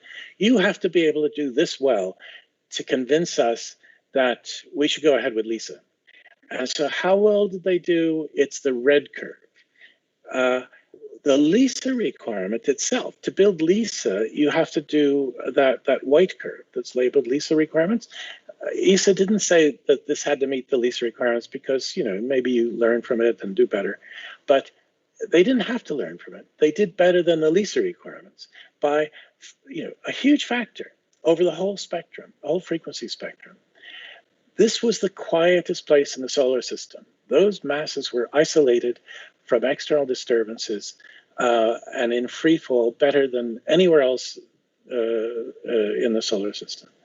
And it was just amazing. And it worked from day one. It was also, ESA said it was also the most reliable satellite they'd ever launched. They didn't have to go to backup systems or anything else. They just did the experiment. And so Stefano Vistali, who led this, who led the development of this freefall experiment, he's going to tell us all about LISA Pathfinder, but he's going to tell us about what that means also for LISA. And this to me is just a striking evidence taken together with the way the ground-based detectors have performed, that this field of science has some of the best experimentalists in physics working in it. It's just we get some amazing results. So let's look at the near future. The observing run, O3b, is being analyzed. I mentioned that. This is the second half of the O3 observing run. The observing is finished. The data is being analyzed. We're expecting an updated catalog soon. Improved statistics on rates, expect that. An expected value from H0 using dark sirens. That means we'll have more events, more binary black holes where we can't identify the galaxy, but we can use statistical methods. Excuse me. And one of the disappointments was no electromagnetic counterparts. No kilonovas have been claimed, despite some very good localizations. And so we're not so surprised with that binary black holes, but there have been neutron star candidates, and we still haven't got any more candidate kilonovas. There were the number of telegram candidates that were published. 56 candidates remain at the probability of greater than 80%, and that's from the published data. The final catalog will have different numbers, but it gives you an idea of the kinds of systems. There's one possible candidate that might not be a burst, might not be a binary. We don't know. But again, that's something that we have to wait for the analysis. In the middle term future, remember, it's the technology. As better and better technology is brought into these ground-based detectors, their sensitivity improves and our science improves. And a lot of that is at the cutting edge of quantum metrology. These detectors are being run, in some sense, as one giant quantum system.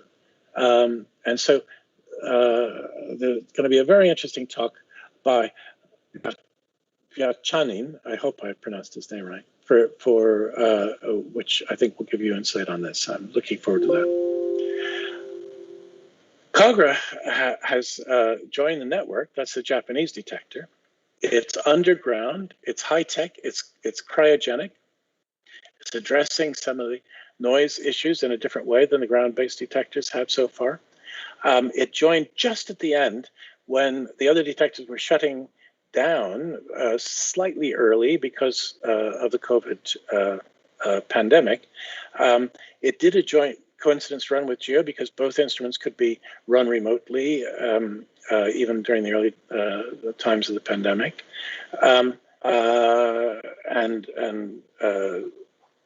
That's just a demonstration of data taking and running. Cogra doesn't have a very good sensitivity right now, but it is going to, I think, rapidly improve. So we're expecting Cogra to join the other 3 detectors for 04 sometime after June of next year. It's been slightly delayed, but not terribly delayed by the pandemic and so on. We hope that they will get near the advanced LIGO sensitivity goal, and we expect that Virgo will be making a big step up in sensitivity because they have put a lot of effort into some technical upgrades. There's another upgrade beyond what was the advanced LIGO, which was the goal from the beginning, is called the A+. At least LIGO calls the A+, and we heard also that Virgo is calling it Advanced Virgo Plus. It's funded, it's under development for 05. So once 04 finishes, then they'll go into A+, and when 05 starts, maybe 2024 or 5, then will be another step improved in sensitivity.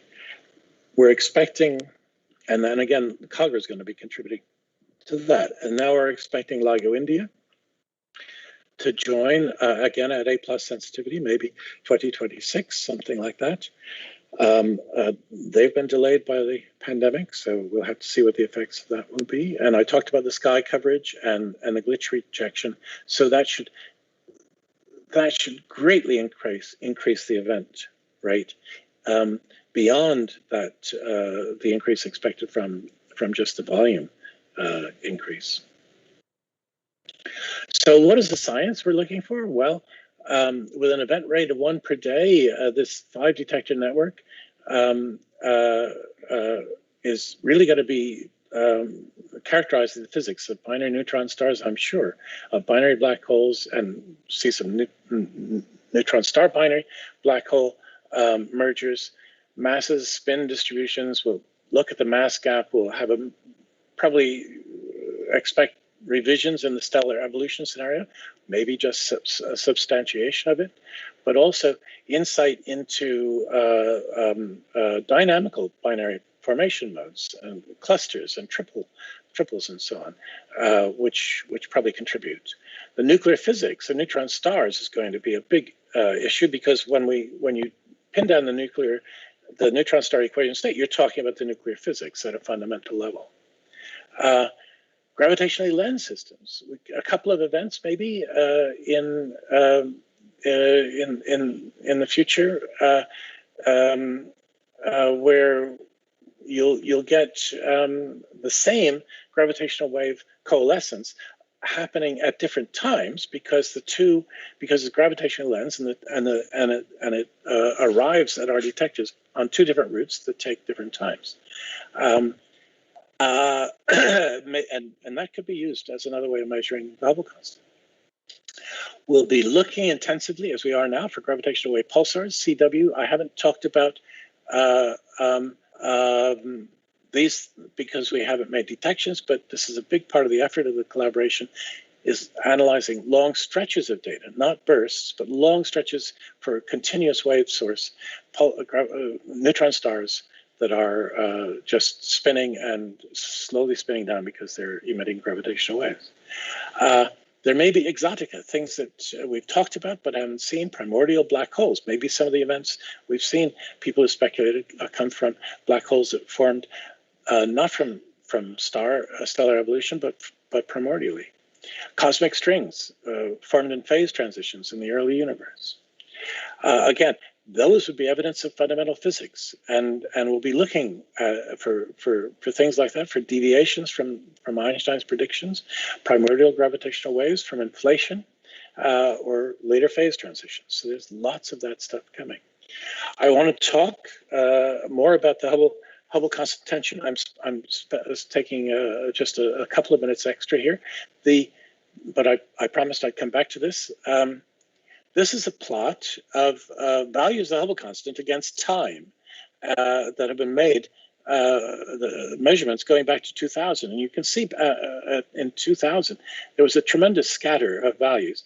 But now look at the other end, at the present day, there's basically the blue blobs, which are the supernovae that I talked about, the type 1 supernovae, and the red square, which is CMB. Planck measurement, and then there's that purple line, which is the one measurement we made with gravitational waves, and you can see that they're just too far apart, and that's where we would like to be making. We'd like to get our errors down so that we can place ourselves with some confidence somewhere in the middle or on one of those two values, and then try to figure it out. If we're not in, if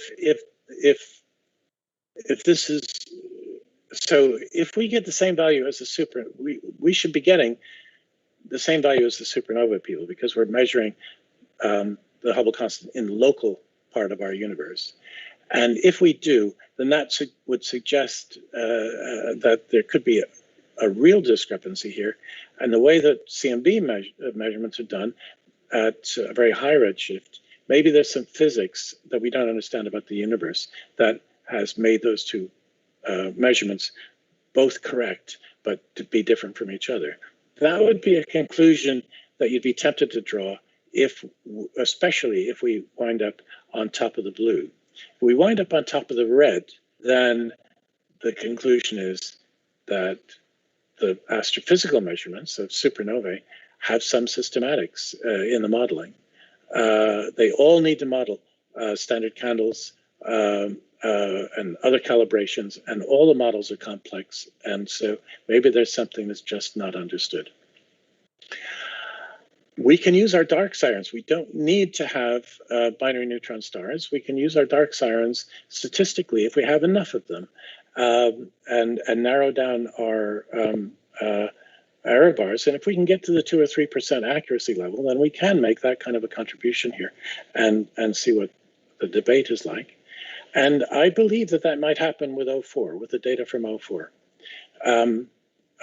We expect about 250 dark sirens in 04 in 1 year of observing. So once we've had time to analyze that, after, let's say, a further year, so 3 years from now, we'd be publishing something, and maybe we'll have something really interesting to say, maybe not. We'll just have to see. There have been lots of work on how to use dark sirens this way. If you look further ahead to the A+ sensitivity, it's reasonable to think that in 2 years of data with A+, you could get to 1%. And then you'd have probably the best measurement of the Hubble constant. So this is something that's going to be going on for some time. If we're lucky, we'll get some binary neutron stars with good electromagnetic counterparts from kilonovas, and that could change the game even faster. But we don't have to be that lucky if we just wait for the dark siren statistics to build up. Now, in the longer term future, and this is my last slide, I've talked about LISA. You'll hear about that from Stefano Vitali. It's scheduled for launch in 2035 now, I think. Slightly delayed by the pandemic. It is able to go to very high redshifts. The epoch of reionization at redshifts of 10 or something is an epoch which optical light doesn't penetrate through. So optical telescopes can't see anything at higher redshifts than that. But LISA will. And so we'll have a really good glimpse of the very earliest times of galaxy formation and the first generation star formation. It may constrain the dark energy equation state. It may show how, so going beyond Hubble constant, it may go to the next level and look at the dark energy. It may show how supermassive black holes start forming. It'll be testing general relativity to an incredible precision. So LISA is something really to look forward to. On the same timescale, or maybe a little bit later, the third generation ground-based detectors, ET and Cosmic Explorers, hopefully will be there. They're proposals right now. So have a look. They have a fantastic science case.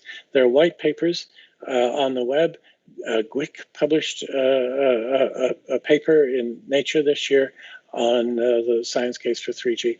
So I'll leave it to you to look for this. But I'll just show you this picture of what can be detected in terms of binary black holes, the range of equal mass binary black holes. The horizontal scale is the total mass of the binary system. The vertical scale is the redshift at which they can be seen. There's two peaks here. The left one is ET, one of the third generation detectors, typical of third generation detectors. And it's able to see with, and the labeling is the signal noise ratio. So it's able to see at signal noise of 10 out to redshifts of 20. Some of these smaller mass binary black holes. The larger mass binary black holes in the 10 to the 6 solar mass range, which is just, where our own black hole at the center of our own galaxy, Sagittarius A star, that's binaries of that kind for all the time when galaxies merge, which is quite frequent. So LISA will see binaries like that at redshifts of 20 if they're happening, with signal noise of 50. And if they're happening in the near universe, with a signal noise of 3,000. This is high precision gravitational wave science, and it looks like it's coming. So I'll leave you with a thought. Stay tuned to this field. The show is just starting. Okay, so I'm very happy now to take questions. And thank you for your attention. Thank you very much, Bernard. It was extremely intriguing presentation, and the last transparencies were really whopping in a sense. So if there are questions, please raise your hand. I just pick up a couple of questions from the YouTube channel. There is a question on behalf of Wen Xin. I hope to pronounce his name correctly, and it is more a comment than a question. That if you include the cosmological term into Einstein equation, then they are no longer scale-free. The second comment is by Juan Garcia Bellido, and he says that 19814, 19521, and 19425 may even be primordial black holes due to the fact that we don't have some distinct signatures like tidal disruption or EM counterparts that we would expect from BNS. Could you comment on this, Bernie? Yeah, I would agree with both comments. That's right. There's just so many things. There are so many possibilities in the interpretations, and that's where we really need a lot more events to say what turns out to be plausible and what's not. And it's true that if there is a cosmological constant, it changes some of the cosmology. It changes some of the cosmological effects. And we'll have to worry about that with LISA. We don't have to worry about that with the ground-based detectors at the range we're looking, but we would have to incorporate that into LISA.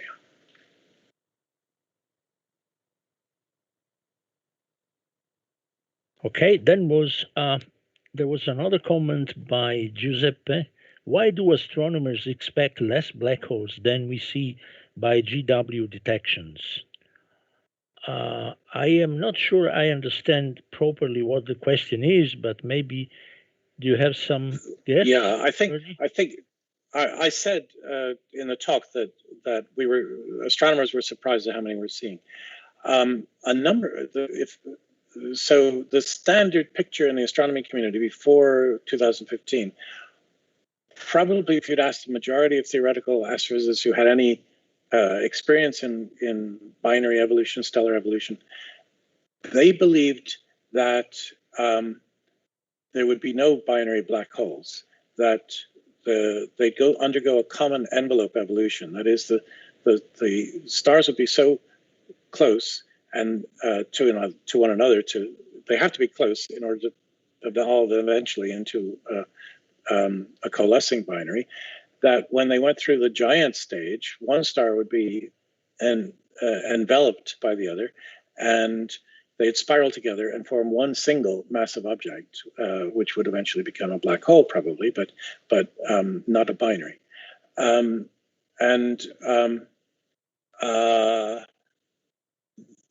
The other thing was that if there could be binaries formed in, for instance, by dynamical effects in globular clusters. People would have expected that, but they would be binaries of black holes of the kind people expected anyway, of the kind that we see in X-ray binary systems, where the masses are 10, 15, 20 solar masses. Nobody's seen a binary X-ray system with a black hole with a mass of 35 or 40 or 50. So again, the component masses we've seen were unexpected, even if they were formed by the binaries were formed by that dynamical channel. There were a number of far-sighted individuals who looked at the binary evolution scenarios and said, well, there's an exception. There's another case, which is low metallicity stars that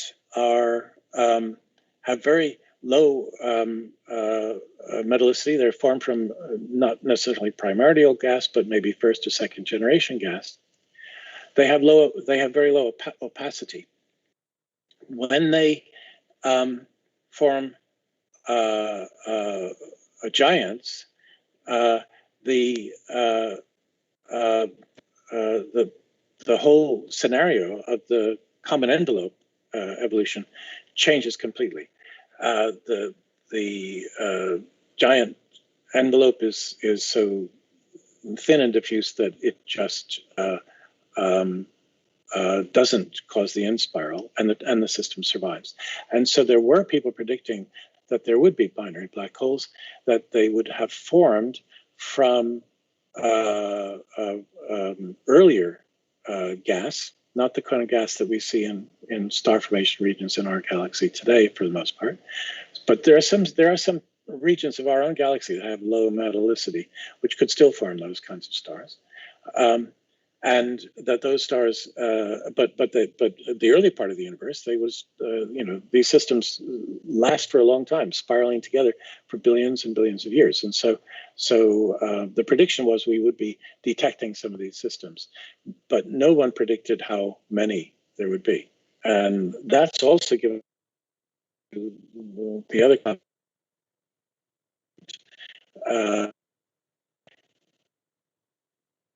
seeing were formed. So that's a different. Oh, so I've just. Can you see me? Yeah. Somehow my window went away, but seem not to be. I seem not to be sharing anymore. But anyway, we're just talking. So if you can see me. I think I've answered that question anyway. The astronomers had reasons for thinking this, but we've now learned from the observations what we often learn, that predictions in astronomy have to be revised when you get new data. There was another raised hand on behalf of Giuseppe Saracino. And Giuseppe, are you there? Yes, I'm here. Thank you. First of all, thank you for the talk. I just wanted to ask something about the H0 measurement via the dark science. How many events do you think are necessary to have measurements that can be compatible with the ones of the supernovae or with the CMB in order to have an alternative measurement for this H0 that can be comparable with those two? And another question is if it is necessary to have the same sources I mean, it is important the nature of the events that generates the gravitational wave in order to use those for the H0 measurements. For instance, do we always need to use the merging of two compact objects, or can we use gravitational waves that come from other events, other natures as well, of other nature as well? I'll answer the last one. The distance measure that we get is specific to binary systems. So we wouldn't necessarily be able to use other events like cosmic strings or something like that, or supernova explosions as standard sirens or standard candles or whatever. So it is the binaries that we need.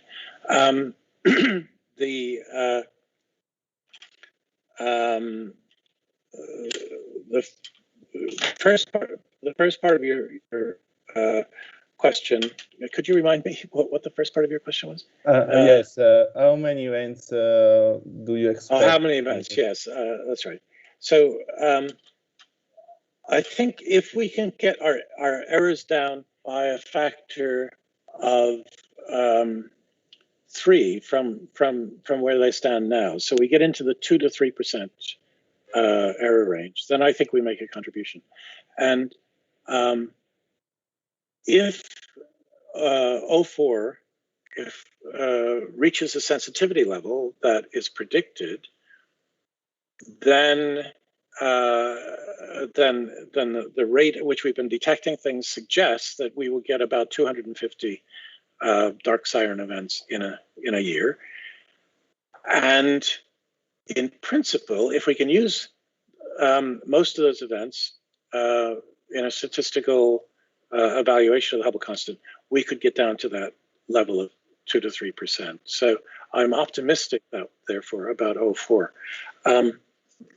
I have to hedge the optimism because the problem people have had with the dark sirens we've detected so far is that to do a statistical method, you have to identify a host galaxy, and of course, with a dark siren, you don't know what the host galaxy is. So you have an error region on the sky, and within that error region, it could be any galaxy. There are lots and lots of galaxies on the sky, and so the statistics tend to be difficult, but also the catalogs of redshifts. Most galaxies on the sky we don't have a redshift for them. So if you look at the catalogs, they're very incomplete. And that's been the limit. That's been the limitation so far. And that will be the limitation for O3b. When we publish a value for the Hubble constant, it'll be limited by the fact that we don't have redshifts for most of the galaxies that might have been counterparts. And so therefore, we'll be using systems, events where we might not even have the right value of the Hubble constant in our sample because we're missing the galaxy that really was the host. So when we get to 04, this problem actually might not be so difficult because we'll have more sensitivity, and most of our events will be quite far away. Most of our events will be maybe twice as far away. When you get to that distance, you don't need to know what the individual galaxy is. You only need to know what galaxy cluster the galaxy was in. The random velocities of galaxies within clusters are at that distance are small compared to the Hubble flow, which is the velocity you want from the redshift. So if you use the redshift of the cluster as a whole, then you've got enough accuracy. You don't need to know the individual galaxy. And so mapping the clusters is an easier job than mapping all the galaxies. On the other hand, a lot of galaxies are not in clusters. And so we're going to have to face the question, of selecting the galaxies that are in clusters and so on. So I don't know how this is going to work out, but a rough rough calculations suggest that we may well have enough events to get down to the 2 to 3% accuracy with the 04 sample, and that would be enough to make a contribution to this discussion. If not, then we wait for 05, and 05 is with a plus sensitivity, and that should really take us down to 1%. Okay, thank you.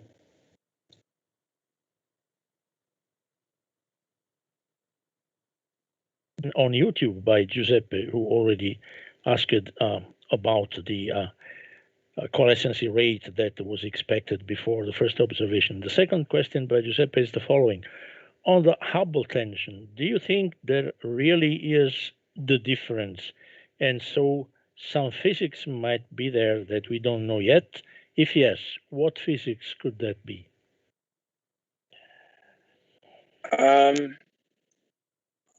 I like to think that everybody understands their measurements and that therefore the discrepancy should be real. But when you look at the theoreticians, they throw up their hands in despair because they're not coming up with good theoretical models for what is the real problem. Especially looking at things that might have happened in between redshifts of 2000 and redshifts now, of the present day. If there is new physics, it seems to me the most likely thing will be that it's a modification of the sound speed at the time of the cosmic microwave background going free, so the recombination epoch. So you have to have a scale to get from the maps of the CMB are dimensionless; they're angular scales. To turn that into a linear scale and therefore get a Hubble constant, you need to assign a length to that, and that means knowing what the sound speed is at that time, because these are acoustic waves that you're looking at. And the sound speed should be relatively easy to calculate if we know what the composition of the universe was and what the physics of the universe was a bit earlier. So you have to tweak somehow the composition of the universe or do something else to change the sound speed to bring these two numbers into alignment. So if it is new physics, my guess is it's telling us something about that. But, you know,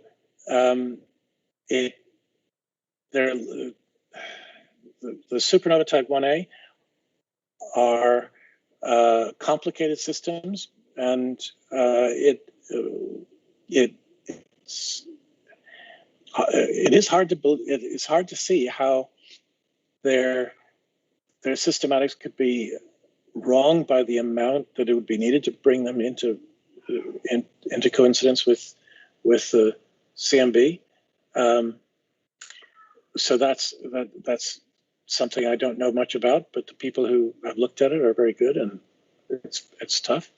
There are other ways of calibrating. They use Cepheid variables, but there are other ways of calibrating things, like the tip of the giant branch that people are coming in with now, and they're coming in with somewhat different numbers. So not everybody who uses standard candles is getting the type 1 supernova number. They're getting, some of them are coming in with numbers, the tip of the giant branch group, they're preliminary yet, but their numbers are closer to ours, around 70.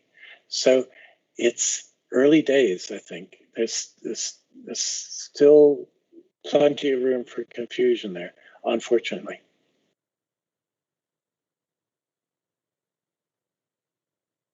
And that's why I want to do our measurement, because we don't have the systematics that affects all these other, that potentially affects all these others. We don't have such complicated systems to measure, to model. I'd rather have a binary, a clean binary, than a dirty supernova. Okay. Are there any other questions? Apparently not. I had maybe a naive question, Bernie, about your transparency number.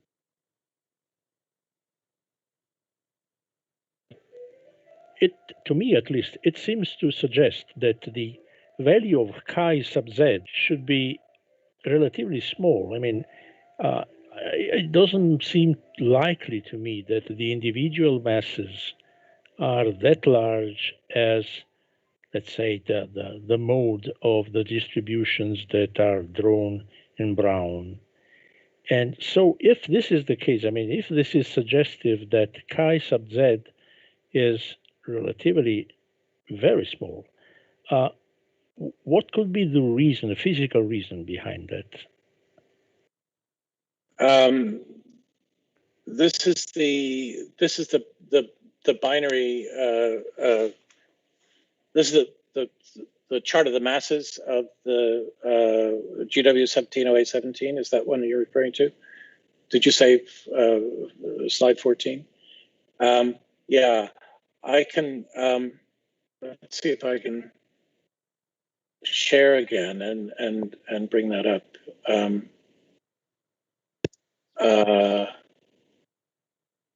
Can you see it? Yes. It's coming, yes. And this is the one that you're talking about, right? Yes. Yeah. Well, if you have spins less than 0.05, well, I think a neutron star spinning at 20 or 30 hertz would probably be okay. It would probably fit into that group. Is that not true?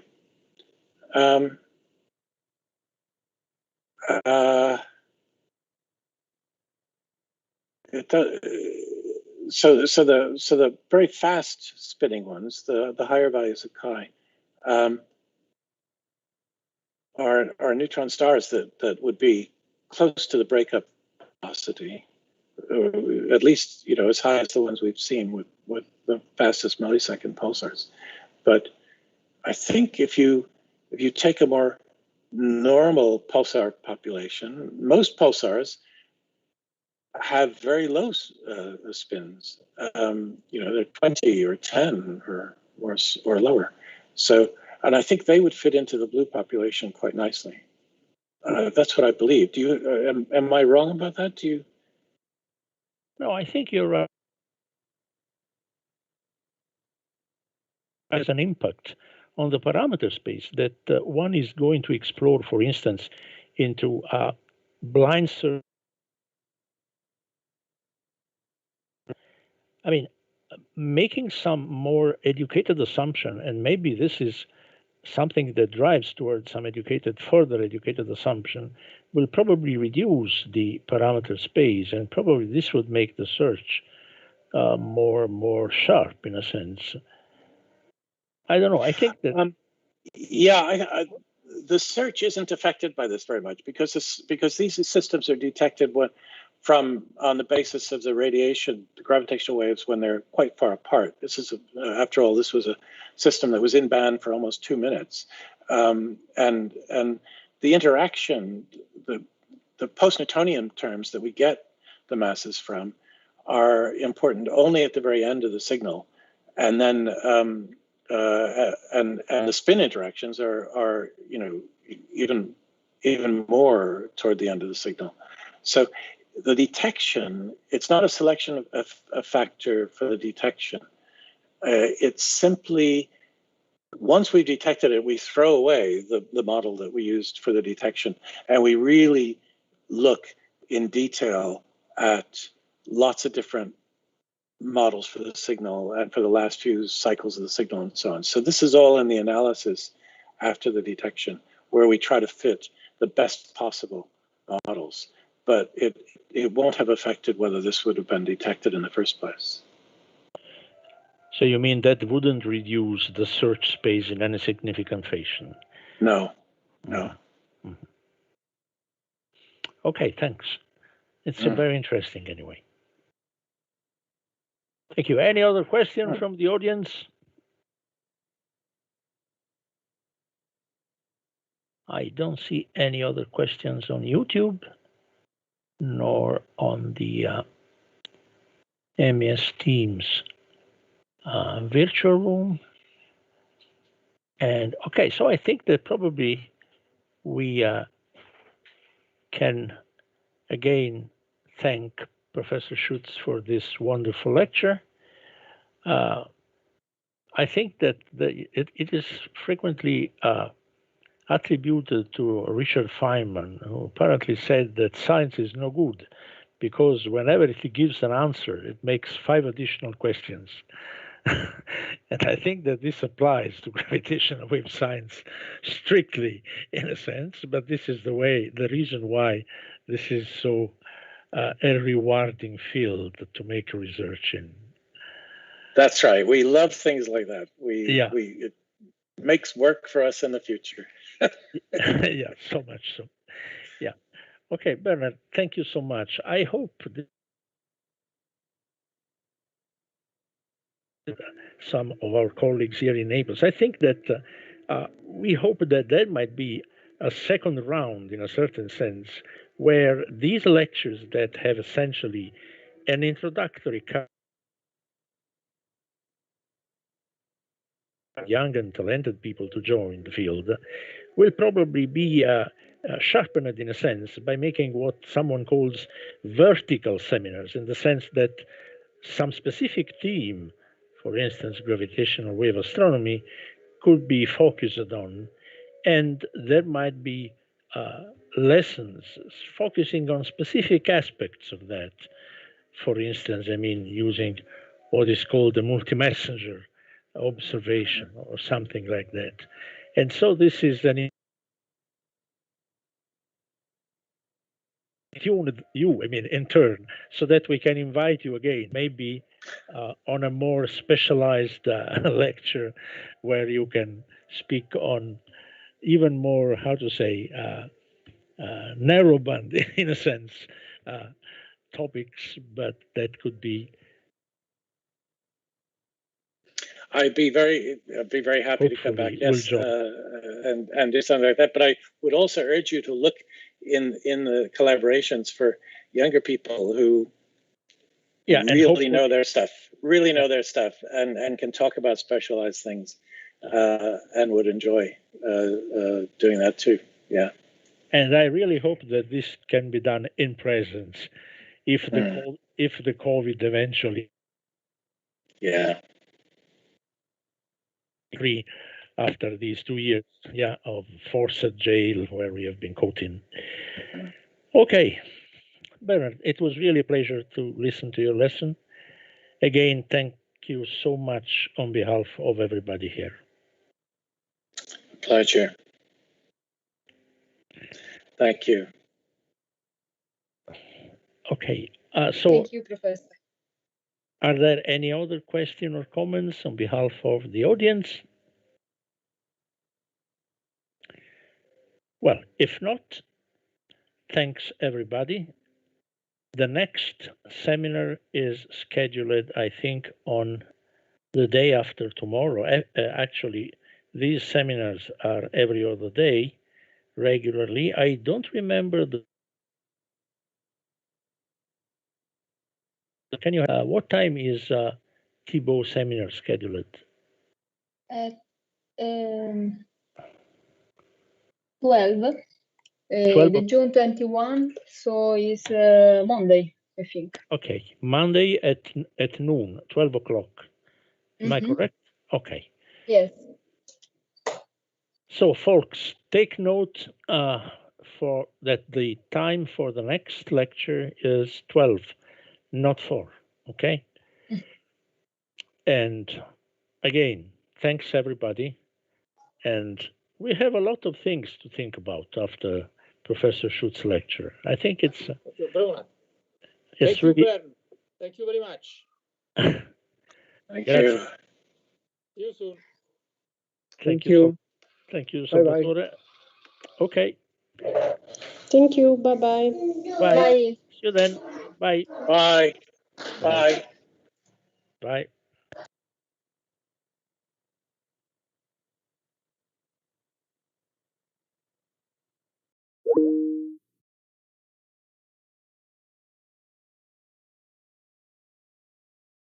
Bye.